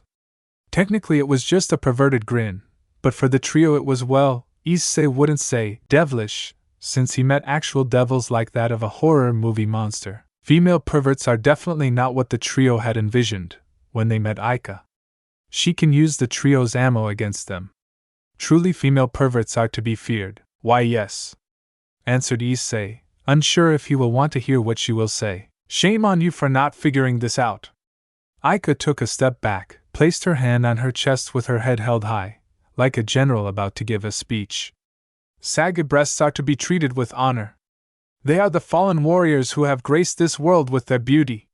You can say that they are a testament to how art cannot last forever. Whoa, said Issei in awe. As for implant? If beautiful big breasts are the product of natural evolution, then implants are the product of technological progress. Aika held her fist in the air. They are the result of men and women who work tirelessly to create awesome tits to look at. The proof of human advancement of civilization. The answer to your question, Haida Issei, is an obvious one. The original boobs have value, but so do the fake boobs as well. In fact, there is no rule that a fake can't beat the original. Whoa! Issei began clapping in admiration at Aika's speech. Yes, he had been a fool to worry if Rias Senpai's breasts are fake or not. He had thought they were beautiful from the first time he saw them, albeit with clothes on. However, that does not lessen their magnificence one bit, thus there is no reason to admire them any less. By the way, Issei, what do you think is a word that rhymes with pie? Op-dash. Issei instantly slapped his hand on his mouth. Oh man, that was close. I almost said it. Then Issei noticed Aika's disappointed sigh. Aw, that was so close. Aika-san, what are you trying to do? He asked warily. Why, helping out Koneko-chan, of course. Her glasses seemed to glow with evil purpose. Issei's eyes widened in fear. What are you talking about? Koneko-chan? Asked Motohama. Issei, why is she talking about Koneko-chan? You better have not touched our lowly angel, you bastard. Matsuda grabbed Issei's shirt at this perceived crime. Angel, my ass, thought Issei. Would you let go, you Lilikan? Issei struggled with his friend. It seemed another of the perverts' fight over idiocy as perceived by their classmates was about to ensue. Oh, he hasn't told you? Aika said slyly. Told us what? Asked Motohama, as Matsuda had succeeded in trapping Issei in a headlock. Why, Issei tried to get his hands on our lovely school mascot through a bet, said Aika. Gasps of horror and outrage were voiced all around. I knew it, you bastard! Shouted Matsuda. What? No, that didn't happen, dash. However, Koneko-chan won and was able to extract a promise from Issei-kun here. He is not to say, do or look at anything perverted for a week. Gasps of all were voiced all around. And should he break that promise, dash, don't say it, he will cross-dress with Gasper-chan for 2 whole weeks. Aika finished with her evil smirk. Silence fell on the classroom. 2 weeks, cross-dressing. Mutters spread around the classroom. Everyone held a contemplative look on their faces. In fact, some of the girls looked like they were considering taking off their clothes for a moment. Issei got himself out of the headlock, while his friend was stunned. The 2 perverts looked back at Issei with a calm, serious look in their eyes. Issei, is this true? Motohama asked with the light reflecting off his glasses, covering his eyes. The punishment. Is it real, Issei? Asked Matsuda. Why, yes, Issei said nervously. Then, began Matsuda. We'll help, continued Motohama. Both boys stood next to Issei in support with their hands on Issei's shoulder. You guys. Issei was almost moved to tears by the loyalty of his friends. The 2 exchanged a look, and then grabbed Issei's arms, locking him in place. What? In making sure you lose! Shouted both Matsuda and Motohama. You traitors! Why, Issei, funny enough. Issei looked up to see Aika had grabbed a magazine that was in one of his friend's bags. There is something for you to look at here. He immediately looked away with tears in his eyes. There was porn and he could not look at it. He was in hell. Why? He shouted desperately. Because that's what friends do. You tried going after Koneko-chan before I did. Why not? Each of the 3 answered. Come on, Issei-kun. Just open those eyes and look. Why, this model, Haruha-san, looks absolutely fantastic in that new swimsuit, said the whispers of a tempting demon. Come on, Issei. Matsuda tried to add his encouragement. Are you or are you not a pervert? The self-proclaimed future harem king? Said Motohama. No. Issei struggled to keep his eyes shut. Must. Not. Look. Gathering his strength, Issei twisted out of his arm holds, turned around and ran. No, someone hold him down! Anyone, quickly grab some porn! Look at my boobs, Hayata-san! And then began the most bizarre chase in Ko Academy's history. The girls, boys, and even a member of the staff chased one of the perverted trio, not to punish him, but to show him porn. God damn you, Kiryu Aika, and you too, Koneko-sama! Shouted Issei while running through the halls. Issei could have sworn that he heard that cat-like laughter at that point, echoing in the distance. Tick-tock, Ko Academy. Class 2A. 5 minutes till the last class ends. Tick-tock. It had been a fierce battle for Hayata Issei so far. Word had spread throughout the school of his bet. Apparently that had spurred a school-wide hunt to show, or make Issei do something perverted. Tick-tock. The irony was painful for Issei. Thankfully, the faculty had put an end to this chase as class had started, and all non-lesson materials had been confiscated. Tick-tock. However, Issei wasn't out of his laborious trial yet. Tick-tock. After struggling all day to avoid any of the treasures of life, provided by his peers even, he made it to his last period of the day. He sat closest to the door to be able to get out first. Finished all his work so the teacher doesn't make stay after to finish up, thus leaving all his classmates to wait in ambush outside. Tick-tock. Now he could only hope his teacher, Makoto-sensei, won't pull anything on him. Tick-tock. Yudai Makoto was a pretty good teacher all around. Diligent, organized, explained concepts easily, long chestnut hair, an awesome toned body, large bountiful breasts, and the personality of a guy most of the time. Tick-tock. In fact, she was still single as most guys she dated felt like she was too manly. Not only that, but she absolutely hated people talking about her looks. Tick-tock. So naturally, as karma would dictate, Issei had spoken at length, near earshot of her lovely figure, and delicious epee. She was pissed. Tick-tock. Issei could only hope that she will just ignore him this one time. He cautiously looked up from his book, only to see her smirking cruelly at him. Damn it! Issei quickly averted his eyes, before looking at the clock. Still freakin' 5 minutes. Well now, brats, began Makoto-sensei. I would say we covered just about everything today. She can't be that petty. Fear began to grip Issei's insides. So you guys can self-study for the rest of the period. Makoto-sensei gave the sentencing verdict without mercy. She is, he thought, as he looked around to see a lot of his classmates mirror the teacher's expression of malicious mischief. Hey Issei-kun, said the voice of the evil Kiryu Aika. Yeah, Hayata-san, let's study together. Same here. Hey Hayatu, how about we form a study group? A few girls and even guys that wanted to make him lose even the traitors Motohama and Matsuda chimed in. No, I'm Dash.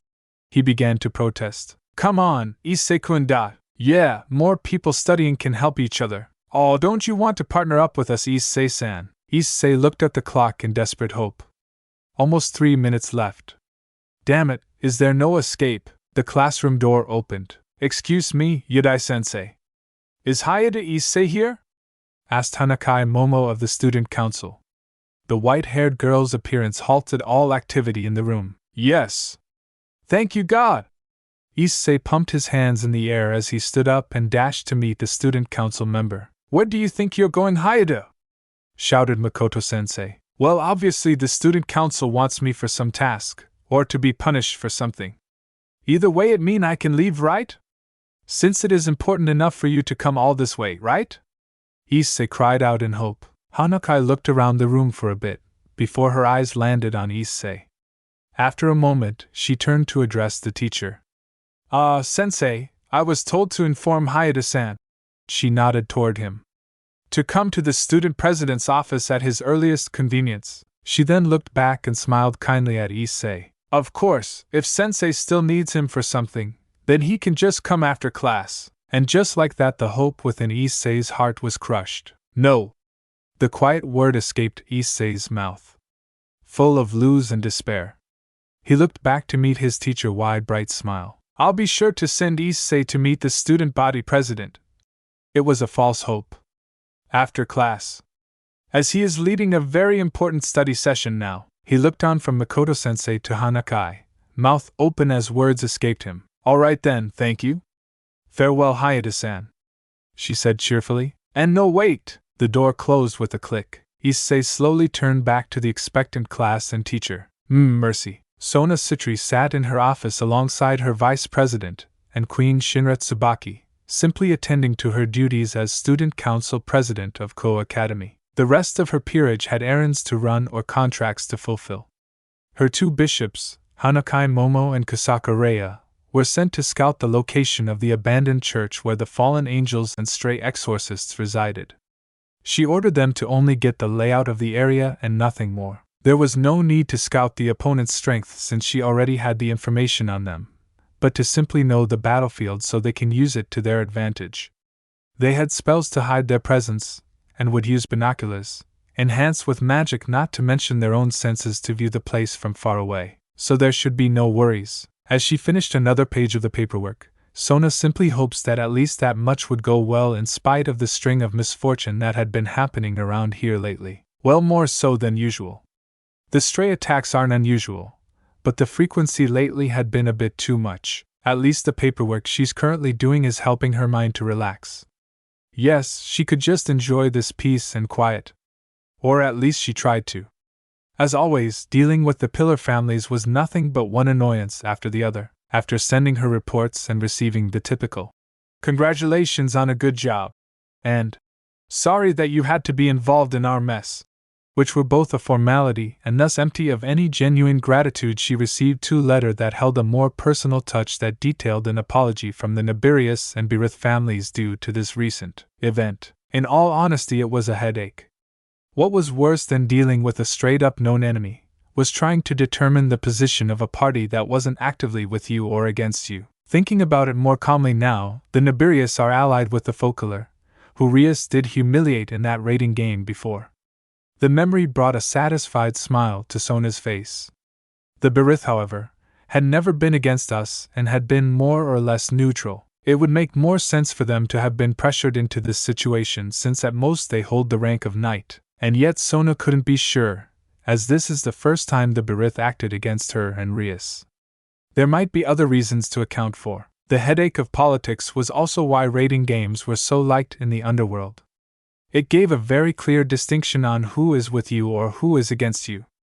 Also, you get to punch said people who gave you headaches in the face, and the potential for anyone to be able to raise their status and class, but mostly it was the punch them in the face thing. I really hope the meeting with Hayate will be less of a headache. As though summoned by her thoughts, Issei burst into the room and slammed the door behind him, putting all his body weight on it, making sure it stays shut. Hayate-san, what are you doing? Tsubaki stood in her chair and shouted at this delinquent-like behavior. Told Pan to come. Pan. After class? Pan. Straight away. Punctuality is good, but so is your conduct, countered the vice president. Issei simply rested his hands on his knees, trying to regain his strength. Sona raised an eyebrow at the renowned pervert's entrance, and the state he was in. He looked like he had been through a meat grinder, not to mention his loud panting and heavy sweating. Always the imagine of the calm, undaunted leader, Sona simply asked. Was there a reason for that entrance of yours, Hayate-san? And why do you look so disheveled? Issei began, only to stop, catch his breath, and stand up. I had to sprint. Well, obviously, but why did he overdo it? Dash, jump, crouch, dash. What? Swim, sneak, misdirect, smoke bomb, dash. Oh, that's too much weight. Quickly Sona used her senses, and a small analysis spell to see if this was really Issei, or Rias screwing with her again. She wasn't sure whether to be relieved or worried when it turned out to really be Hayate Issei. Somersault, trampoline, and glide my way to get here. Issei finished his monologue with the look of the soldier returning from war. Tsubaki looked on in confusion, unsure on how to comment, given Issei's serious expression. Sona tilted her head to the side as she considered what he said. Glide? She asked, since everything else was feasible. Glide.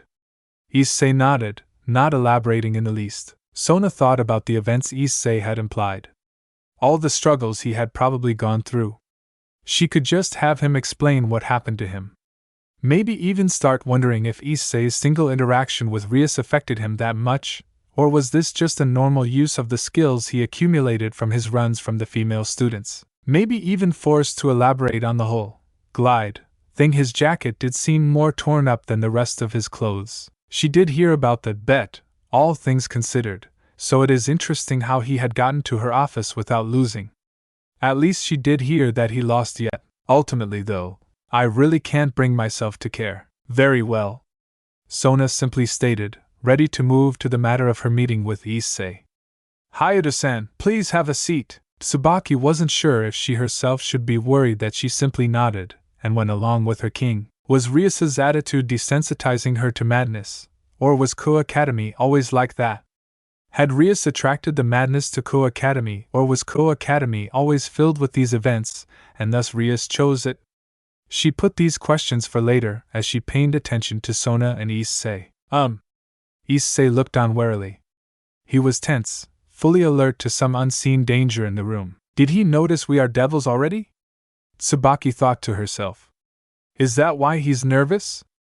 But with his meeting with Rias-sama, I didn't think he would have a reason to be afraid. Sona, however, had deducted the reason for Issei's caution. There is no reason for you to worry, Hayate-san. If I had wanted to make you lose that bet, I would have simply shown you an illusion, or made a much more elaborate trap. That's why.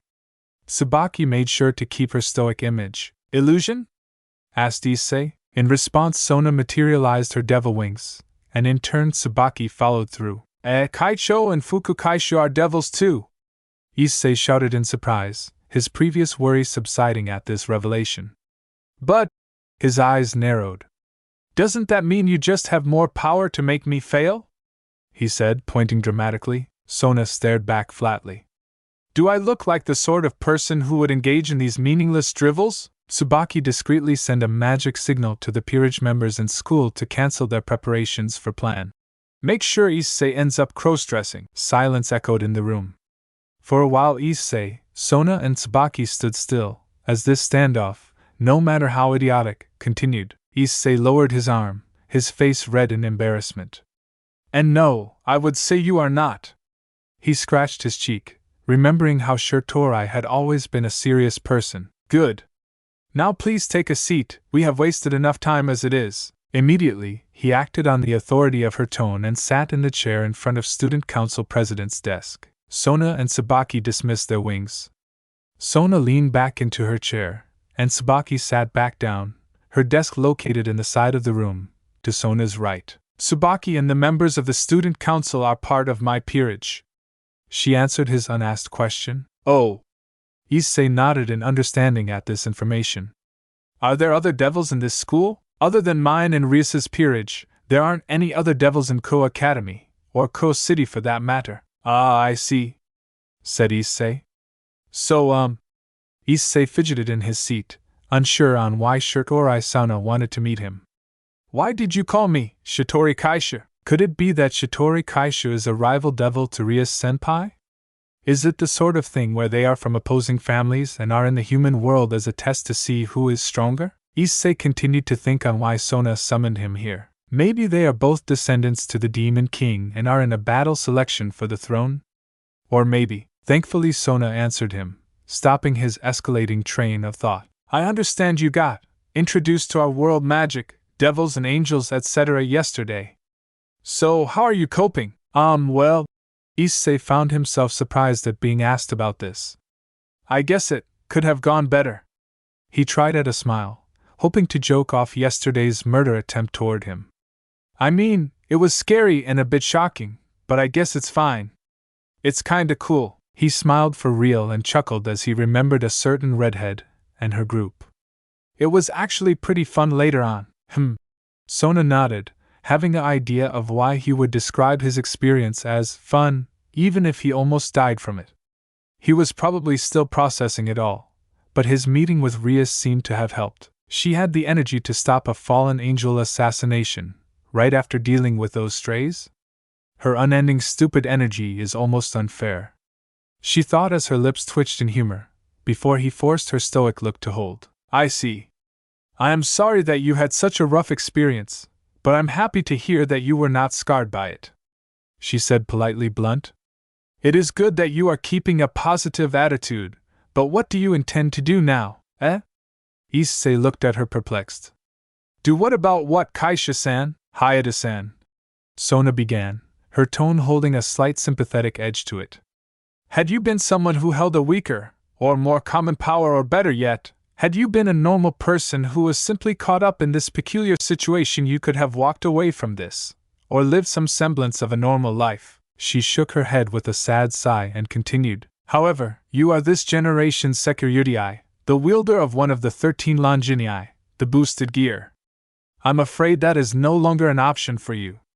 Sona didn't mince her words. For that reason, you only have a few options. You can train and be strong enough that attempting to kill you would be too much of a hassle, but that can take a long time and will cause you to be involved in many conflicts later on whether you want to or not. Or you can find someone strong and influential enough to protect you, but that means you would be in debt to them or under their service for the rest of your life. Isn't there an option where people from the supernatural side would just leave me alone?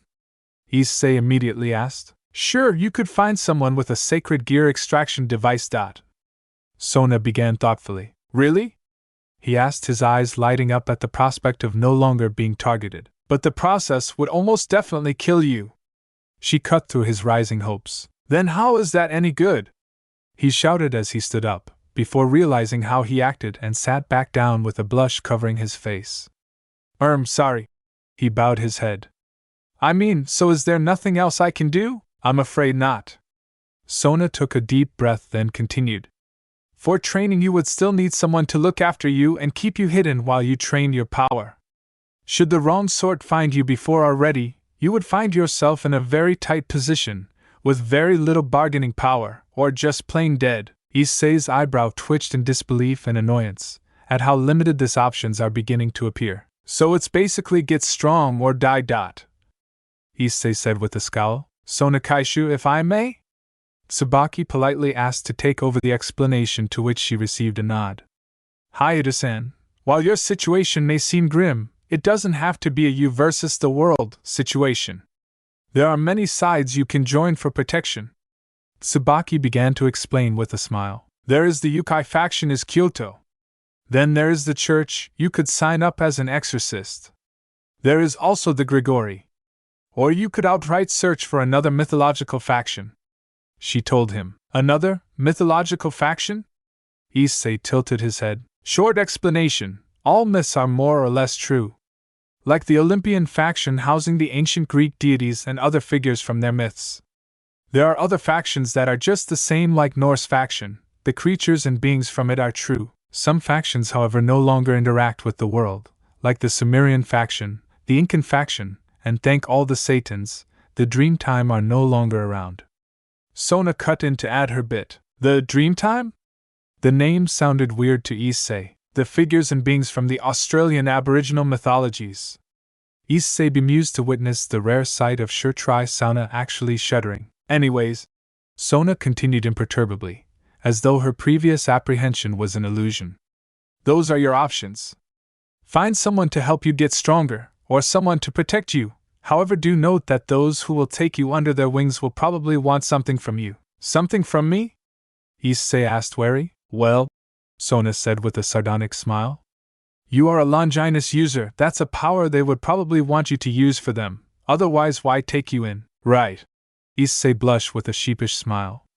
His question was kinda silly. The boosted gear owner grew quiet as he thought about what the Sitri devil told him. It seemed like this normal life was going to vanish no matter what it did. It was just a matter of time. He thought depressingly. As he recalled her words, something occurred to him. You mentioned something called the Gregory. What's that? Ah, Tsubaki answered. The Gregory is the organization that fallen angels belong to. What? Issei stated wide-eyed. Why would I go to the guys that tried to kill me? Technically, Sona injected. The fallen angels as a whole don't want you dead. The one that tried to kill you is most likely a rogue fallen. How can you know that? Issei cried out. Because their leader. Tsubaki began to explain. Azazel loves working sacred gear users and helping them train their powers to see their full potential. He is a sacred gear researcher, and thus would abhor the killing of sacred gear users. Besides, if you join their side, they cannot kill you without pissed off their boss, especially with how rare your sacred gear is. But if one of them decides to kill me anyway, like you, Amano-san. Issei tried to hide his discomfort at the name. Sona didn't comment, but Tsubaki wondered why Issei would seem hesitant at mentioning a girl's name. As I said, under Azazel's protection, none of the fallen angels would dare harm you. Also, he is likely to be your best chance at getting stronger very quickly. Tsubaki replied, but if his mooks are already Hayate-san.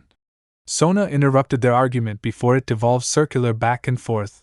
That simply wasted time. We have discussed the options that you have before you, as well as who you could join to help you. However, there is a very obvious group I haven't discussed yet. She paused. Issei listened with rapt attention. She made sure to hold his gaze. Us devils. Issei's eyes widened in realization. Right, of course. You mean join your peerage? He exclaimed. Rias already told you about that. Sona nodded to herself. That makes things easier. Yes, Hayate Issei, how would you like to become part of my peerage? Sona got right into the heart of the matter. Issei grew quiet as he contemplated this matter deeply. His thoughts turned to Rias and her peerage. Rias-senpai and Akino-san are ideal Wani-samas, and Koneko, no matter how evil she is pretty cute and has the lowly factor. He did not think about Gasper. Sauna Kaisha, on the other hand, and her student council seemed to be going more for quantity. So which to go for? This is tough. As Issei calmly thought on the matter, Sona felt an odd irritation for the perverted boy all of a sudden. He better not try deciding this on whose group is hotter. Because hers totally was. Hayate began after a while. Shitori Kaishu, thank you for telling all of this, but...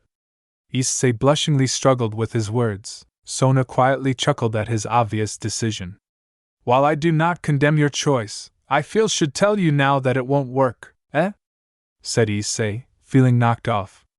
Why not? Could it be that they really are rivals?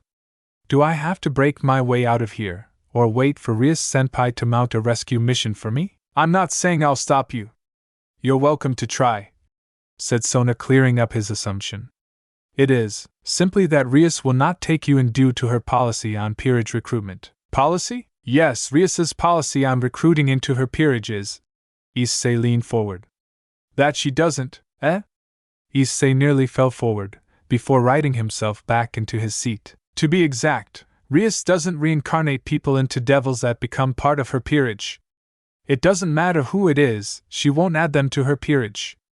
Also, she won't revive someone into her peerage, she will just let them move on in peace, rather than bring them back to the world of the living. I believe she once said that the only instance in which she will reincarnate someone into a devil is someone critically injured and dying, and only with their consent.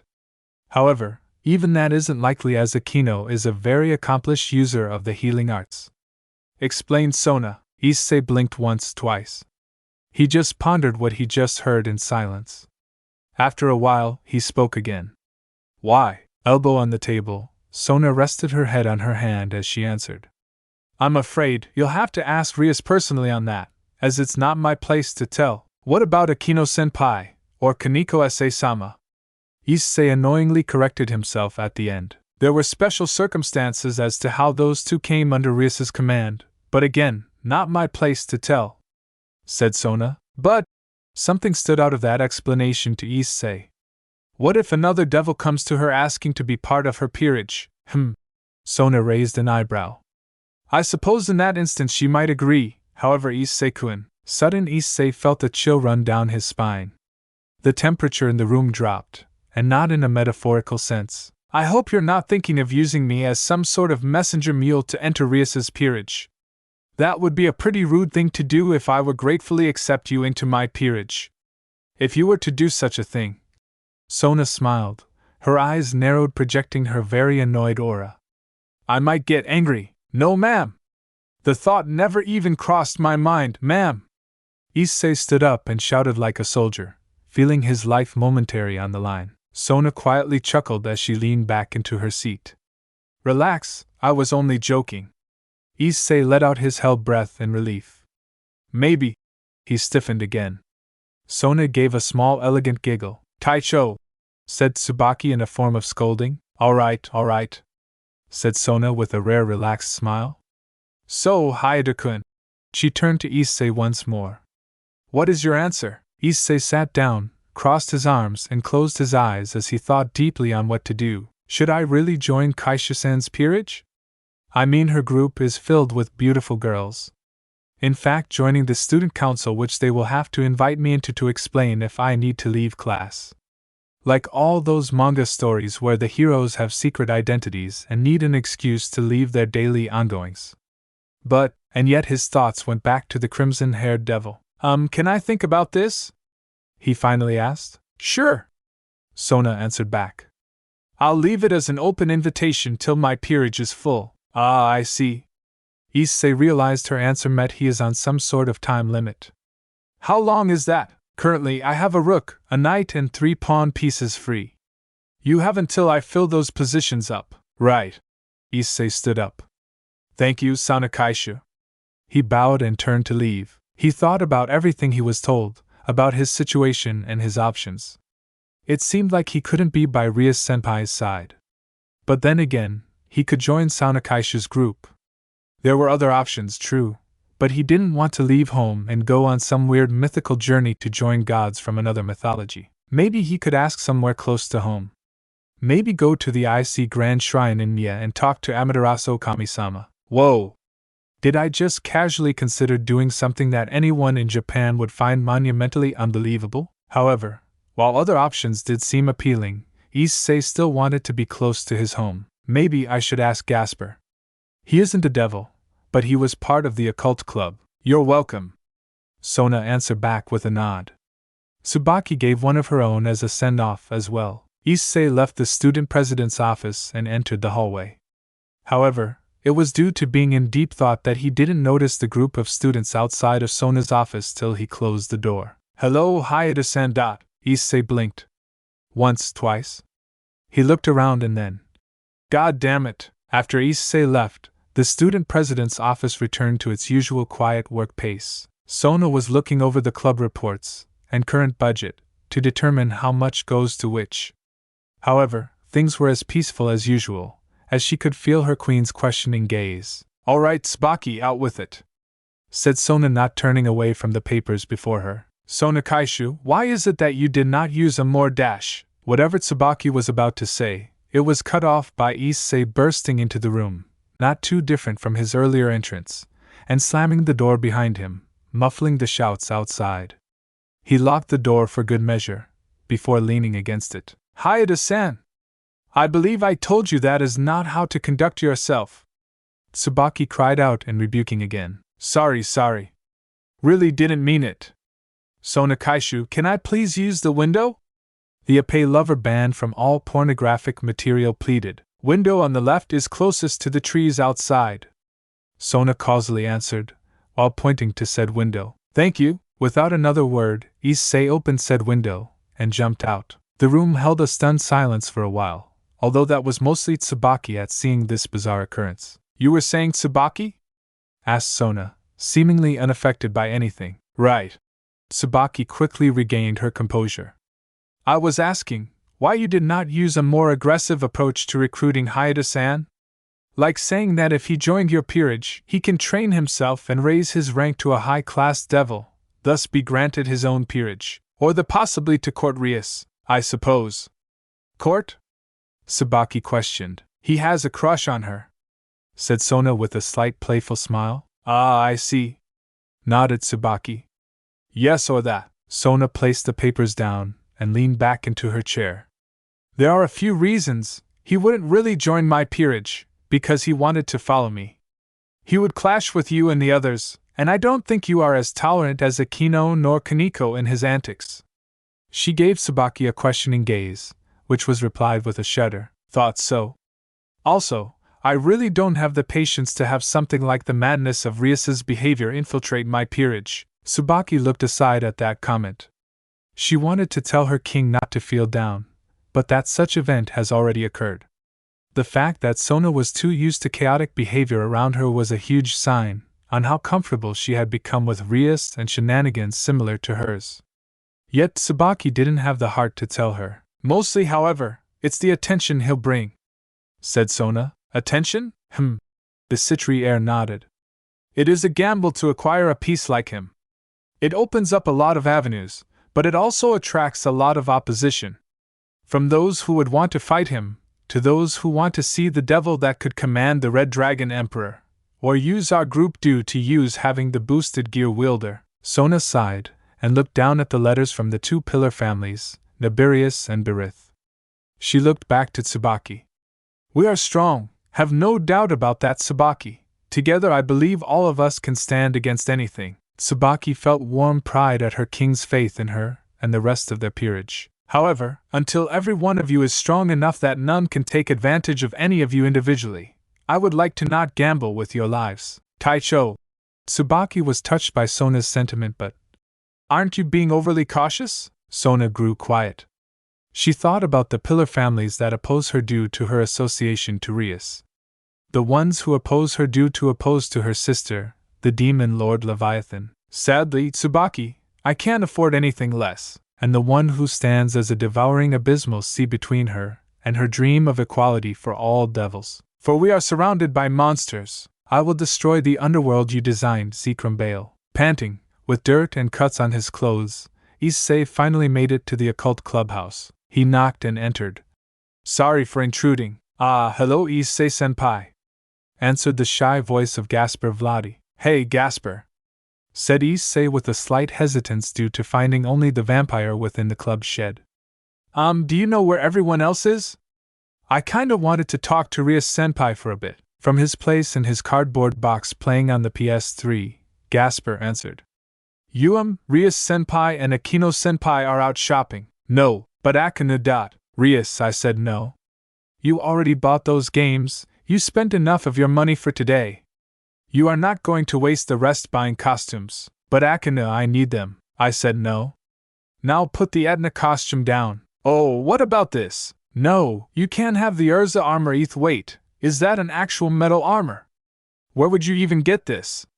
The bewildered Akino directed the question to the shopkeeper. Here at Haruna's Costumes for All, we pride ourselves for create any costume our customers want, said the shop attendant. Before Akino could ask who would ask for them to commission a full armored Urza costume, or better yet, how this shop actually managed it, Rias had brought another costume. Excuse me, what about this? Asked Rias the shop attendant. No, Rias. You're not getting a nurse outfit either, said Akino, beginning to feel tired. You're right, said Rias to Akino's shock. Do you have this for the measurements of 102, 60, and 89 centimeters? Akino blinked in surprise. Rias, how do you know my scratch that? Why are you giving her my measurements? I don't want you to buy a nurse outfit for me? Of course not, Akino.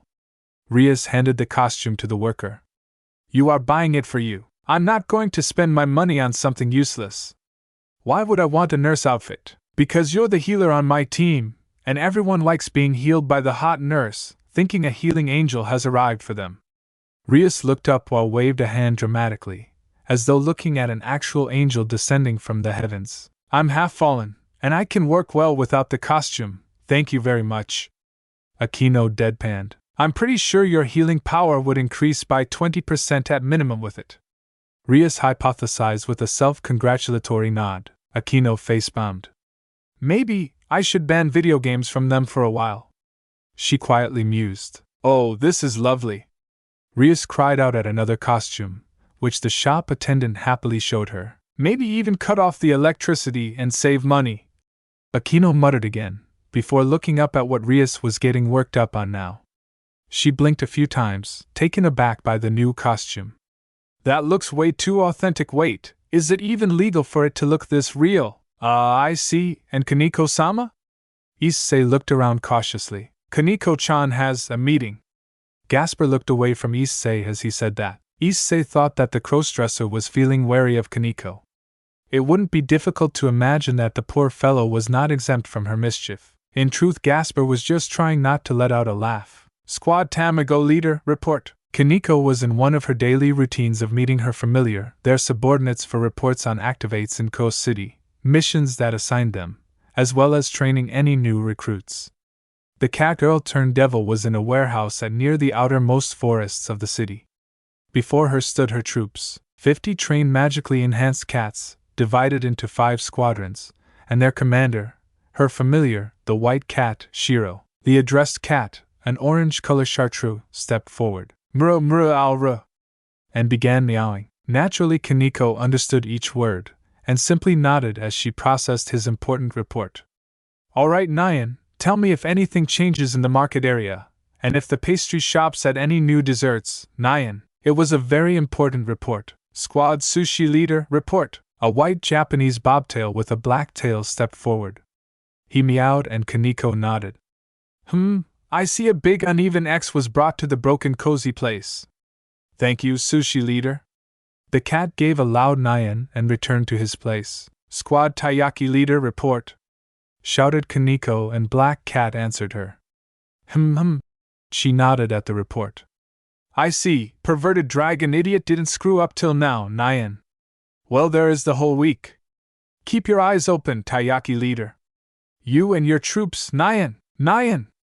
Squad Taiyaki shouted as one, accepting their cries of, Yes, Empress.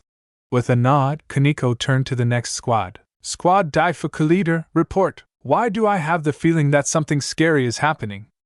Issei looked around, suddenly felt a shiver. Gasper asked, acting like he had not heard what Issei said. Nothing. So, I guess they are not here. Issei said, more to himself and not the young vampire. No, but I'm sure they'll be back by sundown at most. Gasper looked at Issei from the corner of his eye as he continued his game. Right, that's still 3 hours away. Issei suddenly self-conscious of being in the same room with the so-called innocent princess of Kuo. Regardless of the fact that Gasper was a boy. It felt a bit stifling. He didn't have anything against the boy, he simply didn't know how to act with something cute, that he should not be calling cute. Alright, make up an excuse and leave. Issei thought to himself. Okay then. I guess I better dash. Issei-senpai? Came Gasper's inquiring tone, as he paused the game. Yes? Answered Issei, and already on the door handle. Do you like video games? Issei looked back, seeing the vampire boy in his box, alone in the clubhouse. It was odd that the boy was alone, since he did have friends in school, and many girls liked being around him. Another thing that caused Issei to experience an odd conflict. But none of them know he is a vampire. It wasn't difficult to imagine that the effeminate boy felt alone in a crowd. Or maybe he just wants someone to play video games with till Rias-senpai and the rest return. Sure! Issei moved to sit on the carpet floor next to Gasper. Right then, he remembered something and paused. We're not making any bets though. Gasper giggled at that last comment, causing Issei to frown. I'm serious. Okay, no bets. Gasper gave a cheeky grin.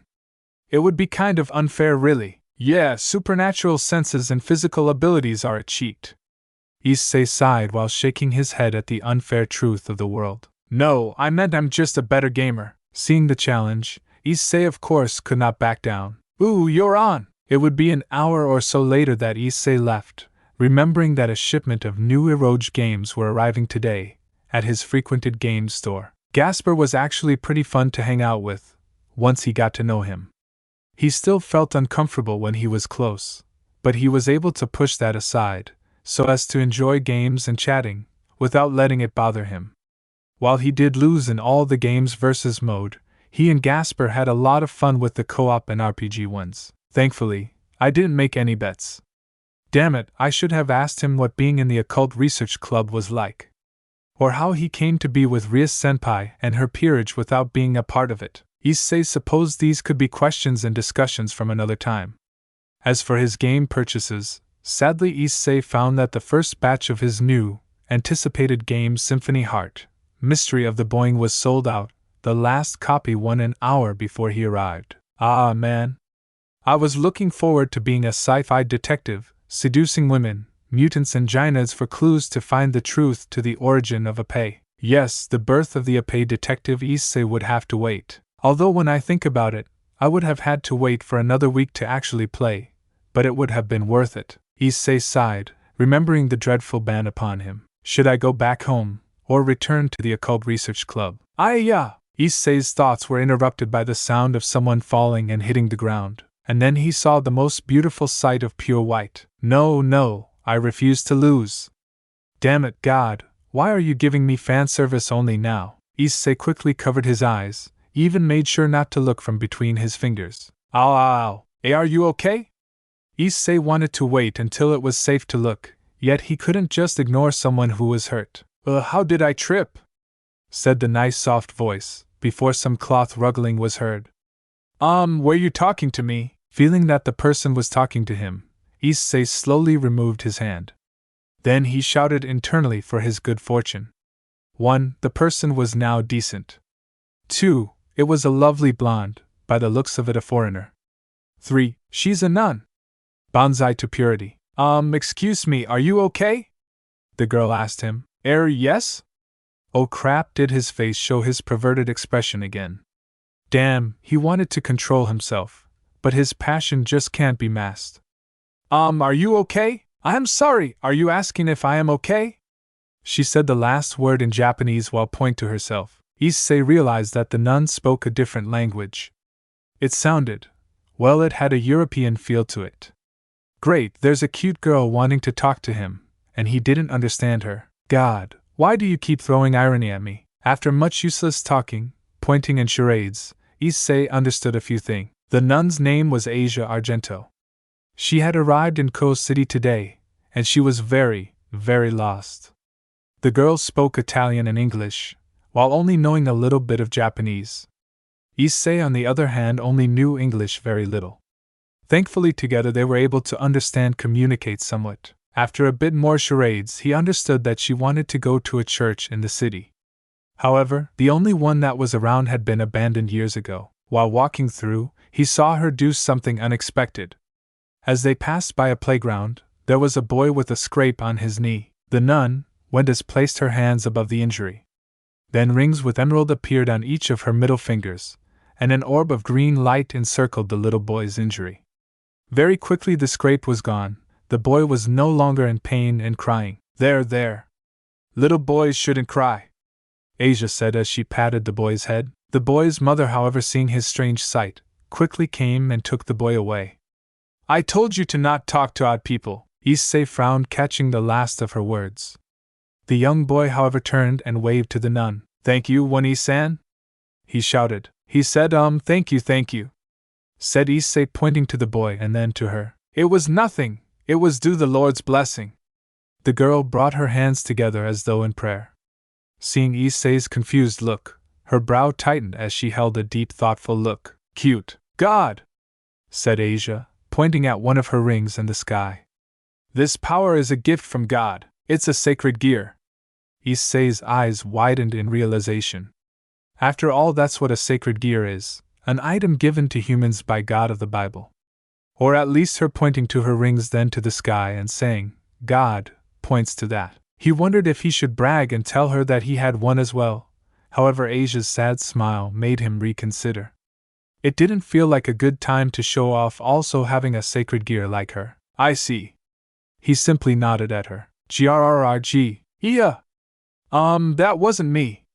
Asia's cheeks turned red, her expression of shock at her stomach's sudden announcement. Issei looked on in surprise at such a loud noise coming from such a petite body. Grrrg. Asia blushed as her stomach growled again. The girl wobbled on her feet, looking like she hadn't eaten in a while. Asia-san, are you okay? When was the last time you ate? What's it called? Food. He acted like he was eating something, before the word came to him. Food. Yes, that's the word. You. He pointed to her. Go. He gestured with his fingers, having them act legs going somewhere. Eat food. You mean I should eat? I can't, I don't have any money. Money! She pointed at herself and shook her head. Issei was taken aback. He had to wonder how long she had been lost that she used up all her money. Okay, I can't just leave you like this. Come with me. He gestured for her to follow him, which she attempted to do. He saw that she was dragging her suitcase and can see how heavy it was. He helped her with it, which she thanked him for, clamped her hands in prayer. After she was done, Issei began to move again. Mr. Issei, where are we going? Food, he said and headed with her to a fast food joint. Rias had been enjoying her time shopping and annoying Akino, when she suddenly stopped and looked to the side, as though seeing something far away. Rias, what is it? Having known her friend long enough to recognize her sudden silence for something serious, Akino ceased her scolding of her. Sacred gear user, she said, still looking in the direction she sensed them from. Anyone we know? No. Female, young, sacred gear with a healing power. So someone with a sacred gear blessed with healing abilities. No, I mean healing. Only healing. The sacred gear doesn't have an affinity, or is leaning toward one side or the other. Its power isn't based on light or darkness, just the desire to heal. It's, actually, kind of unique when you think about it, since healing artifacts either have a holy element to them to help the body, or use dark element that uses a necromantic effect of just keeping the body going while speeding up its natural regeneration. I see. Enemy, ally, someone passing by? We'll find out in a second. Rias took out her phone and began calling a number. You're going to call them? Akino said dryly. No, I'm gonna call someone with them, or at least near them. Haida Issei might not be the most pious person ever. Yet, he could not mentally stop thanking God from the sight before him. This is delicious, said Asia, moaning happily at another big of her burger. Issei, not having enough money for a fancy meal, took Asia to a fast food restaurant. From there the entire experience was one giant mo-inducing trip, in showing Asia the menu, to showing her how to eat a sandwich, to watching her moan in content at her, in her opinion, utterly delicious meal. Really, just watching her reactions was pleasurable enough. Right then, Issei's phone rang. Hello? He answered. Hello, Issei-kun, came the loud, cheerful voice of Rias Gremory. Senpai! Issei found himself surprised at the call. Hello, is something the matter? Wait, how did you get this number? Because I'm magic. Issei elected not to argue. Issei, I wanted to ask you thing. I want you to focus for me, okay? Do you see anyone around you looks weird? That's not really something you of all people have the right ask. You just thought of something rude about me, came Rias's accusing voice. No, ma'am. Of course not, ma'am. Dear God, please don't let her be a mind reader. He heard Rias letting out a sigh. Well, I suppose you're right. I'm not a mind reader after all. This is a coincidence. Yep, just a coincidence. So as I was saying, do you see anybody weird around? I'm near a maid cafe, so a girl young might look out of place. Might give off an aura of purity and goodness. Issei blinked at the description. It sounded it. Rias-senpai, are you somewhere near? Issei asked, beginning to look around. Rias Gremory is always near. That sounded very ominous, senpai. Really? I thought it would be reassuring. No. It most definitely was not. Mr. Issei? Issei looked up to see that Asia had finished her meal. Ah, right. One moment, senpai. Issei lowered the phone and pointed to Asia on where the restroom was for her to wash her hands. He rubbed his hands over each other in manner of washing them under water. I see, I go there to wash my hands? Thank you, Mr. Issei. For the moment, Asia left. Issei brought his phone back up again. Okay, senpai, you were asking about someone weird, right? Or stood out? There's a sacred gear user in town. You are near them, yes, I know. So I want to know who they are and if they are here to cause trouble or not. Asia-chan isn't here to call trouble, Issei said heatedly. I see, so her name is Asia. Issei could hear the playfulness in Rias's voice. Issei, you sly dog, you, she teased. It's not like that, he cried out, before lowering his voice upon seeing the looks he got. She's just here looking for the church in town. The only one in Ko is broken down, I know, but she still wants to see it, so I'll show it to her, and then we'll see. He shrugged. Issei, that church is where the fallen angels are. What? Issei ducked again, upon getting more looks for his behavior. I can't let her go there. They'll kill her or… Sudden Issei wondered if Asia was in league with them. What if she was just playing at being innocent, like Yuma, but underneath it she was just taking advantage of him? What if? I'm back, Mr. Issei. Issei looked up to see Asia. Sweet, kind Asia, smiling at him. He didn't know if this was an act or not. He really hoped her smile wasn't fake. Issei, listen to me. Fallen Angel can sometimes get sacred gear users working for them. Either voluntarily or forcefully. We don't know which is the case with her. We don't know if she is working for them, or being manipulated. So, I want to meet her to know which is which. Can you do that? Issei signaled Asia to wait a moment. Okay, what do I do? He asked, lowering his voice, even though Asia didn't understand most of what he was saying. Alright, you know the Shiumi road that leads to the church at the end, right? Yeah? One of the branch streets that leads to the road is called Issei Street. Go to the church from that direction. I'll handle the rest. Rias ended the call. Mr. Issei? Issei looked back to Asia's worried look. His heart tightened. Right, he said, putting on his best smile. Let's go. As soon as Rias closed her phone, Akino was next to her. Right, so what's your plan? Send a message to Koneko, tell her to come immediately. In the meantime, have some preparations to make. Right, what preparations? Akino suddenly felt apprehensive. Oh, just going back to Harem to buy something illegal. What? Rias, don't you dare dash, and the Crimson Devil was gone. Damn it, Rias! Issei kept clenching his hand while walking.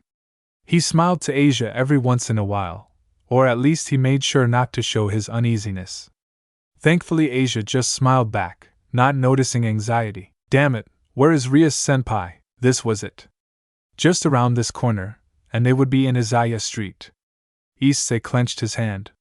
If there was nothing to stop them, they would land on the main road and then the church will easily come into view. Issei was suddenly very conscious of his heartbeat.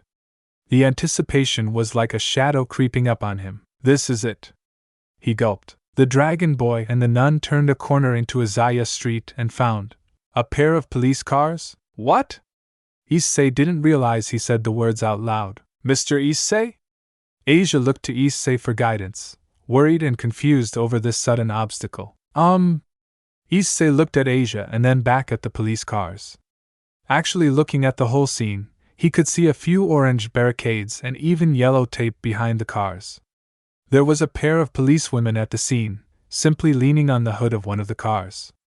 Issei thought about what Rias had told him, to just come this way and she would take care of things. Holy crap, did she blow something up? And they declared it a terrorist attack and closed the area. No.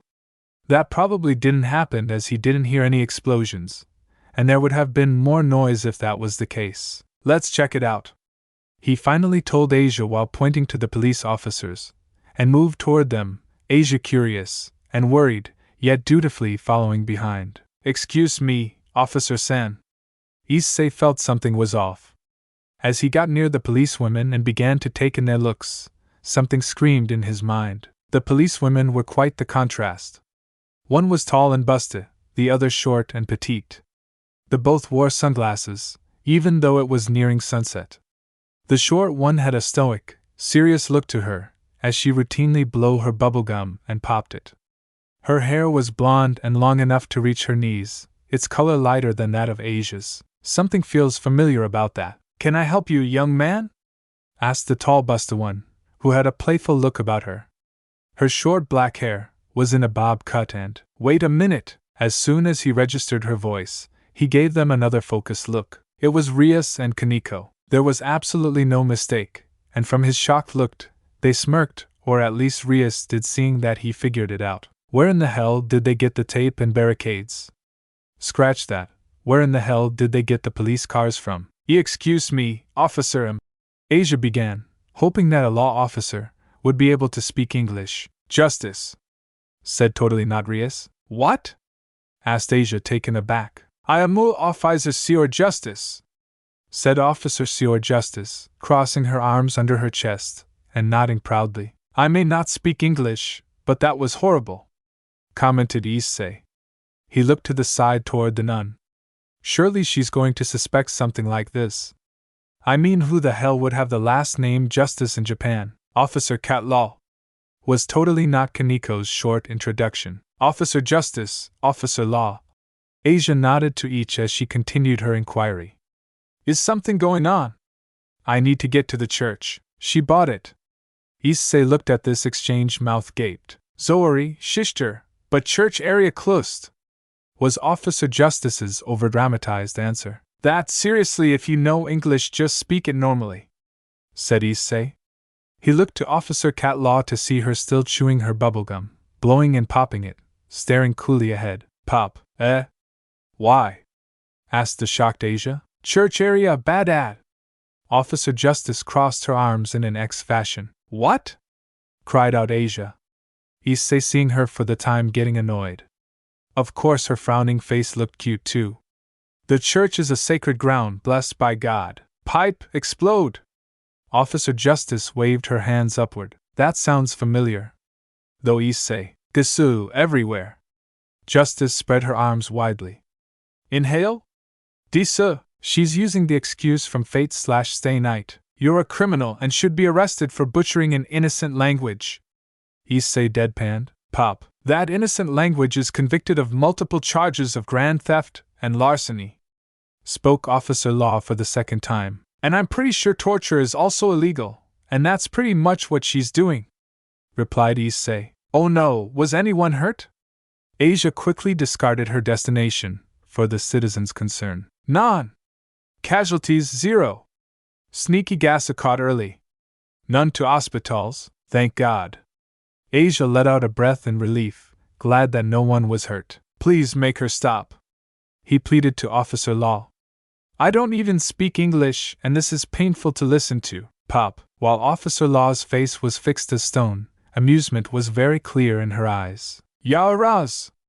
Officer Justice pointed to the sky. Now, it's a close to sundown. You kids, Joe Hum! She ended her grand remark by pointing back to where they came from. Officer Justice, Yaraz, how long will it be before it's safe to come here again? 5. She said, showing all 10 fingers. Or 5 and 5. Issei supposed. 5 days? Asia looked disheartened.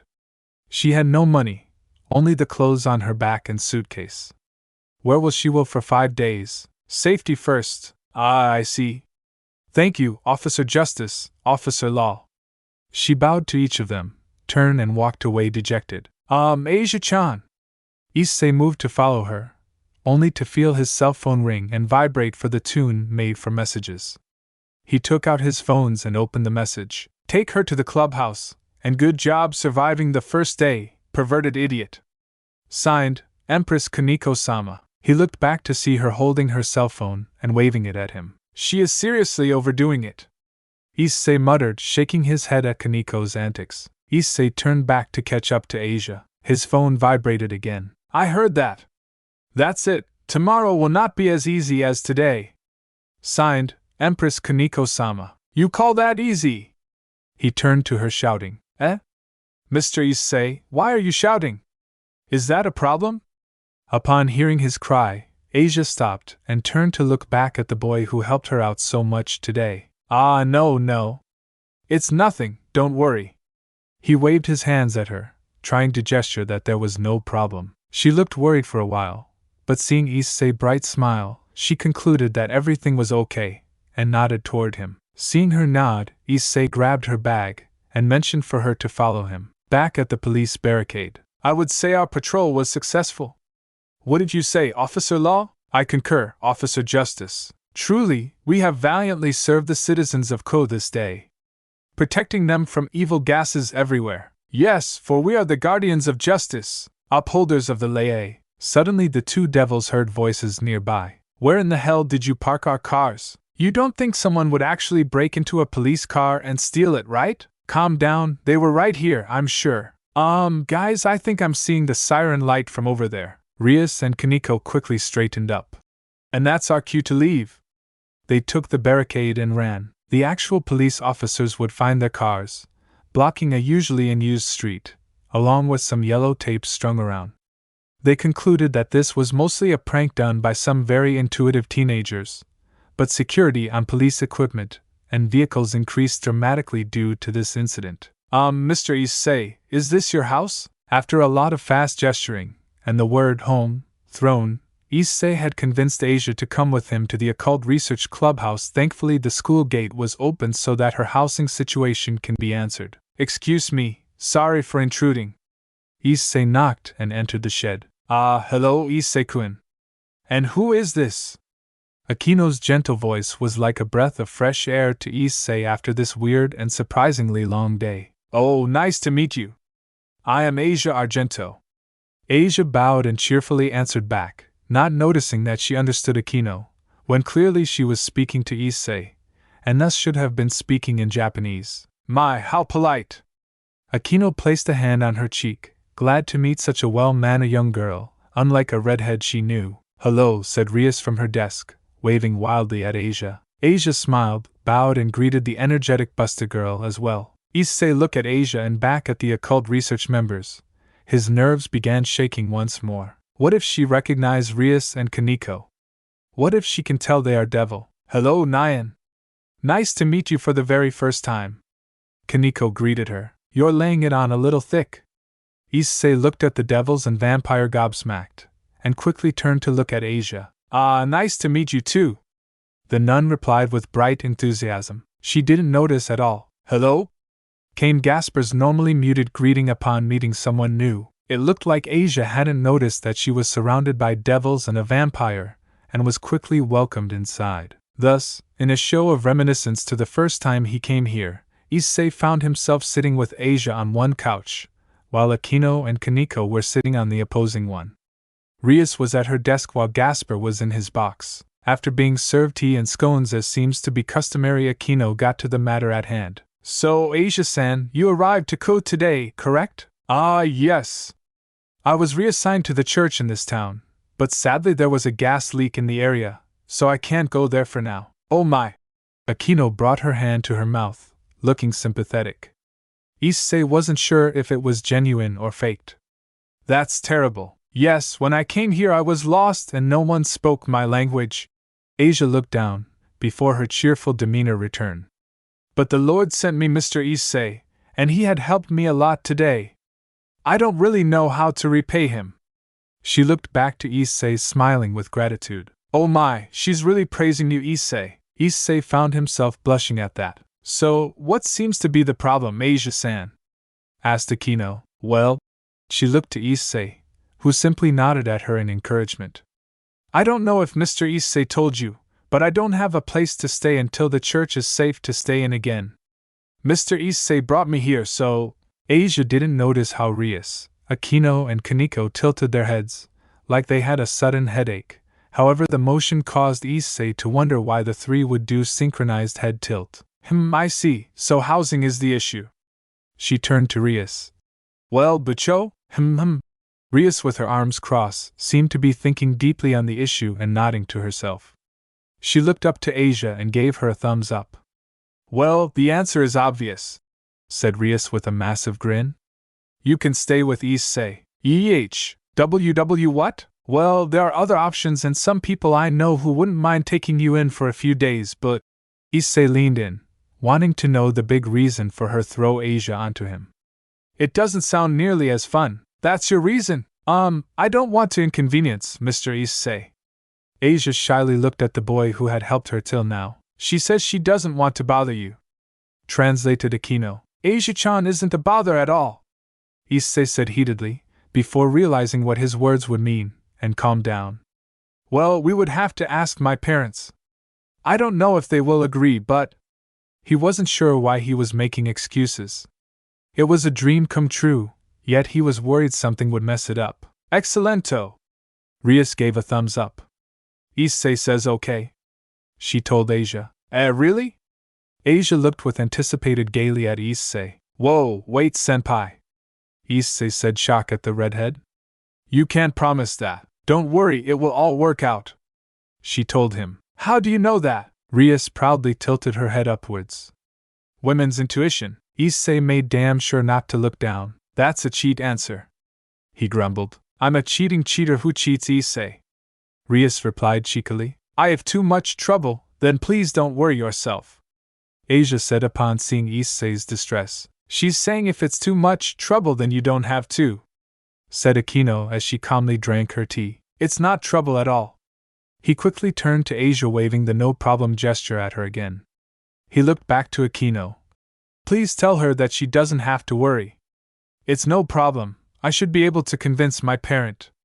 No, I will convince them. He's saying you can stay, and that he would be glad to welcome you into his home. Translated Akino. Ah, I see. A warm feeling filled Asia's chest. She felt glad for the first time in a very long time. She didn't understand why, but having someone standing up for her brought a very joyful feeling to her. There, see, it all worked out, said Rias cheerfully. And if your parents really wanted to refuse, there is always magic. Issei blinked at the sudden supernatural topic being thrown out. Magic? Asia looked around at Rias and the others, as though seeing them for the first time. Suddenly, something clicked in her head. All this time, Issei and her understood them, but she still didn't understand Issei. Ms. Rias, you said magic. Are you all magicians?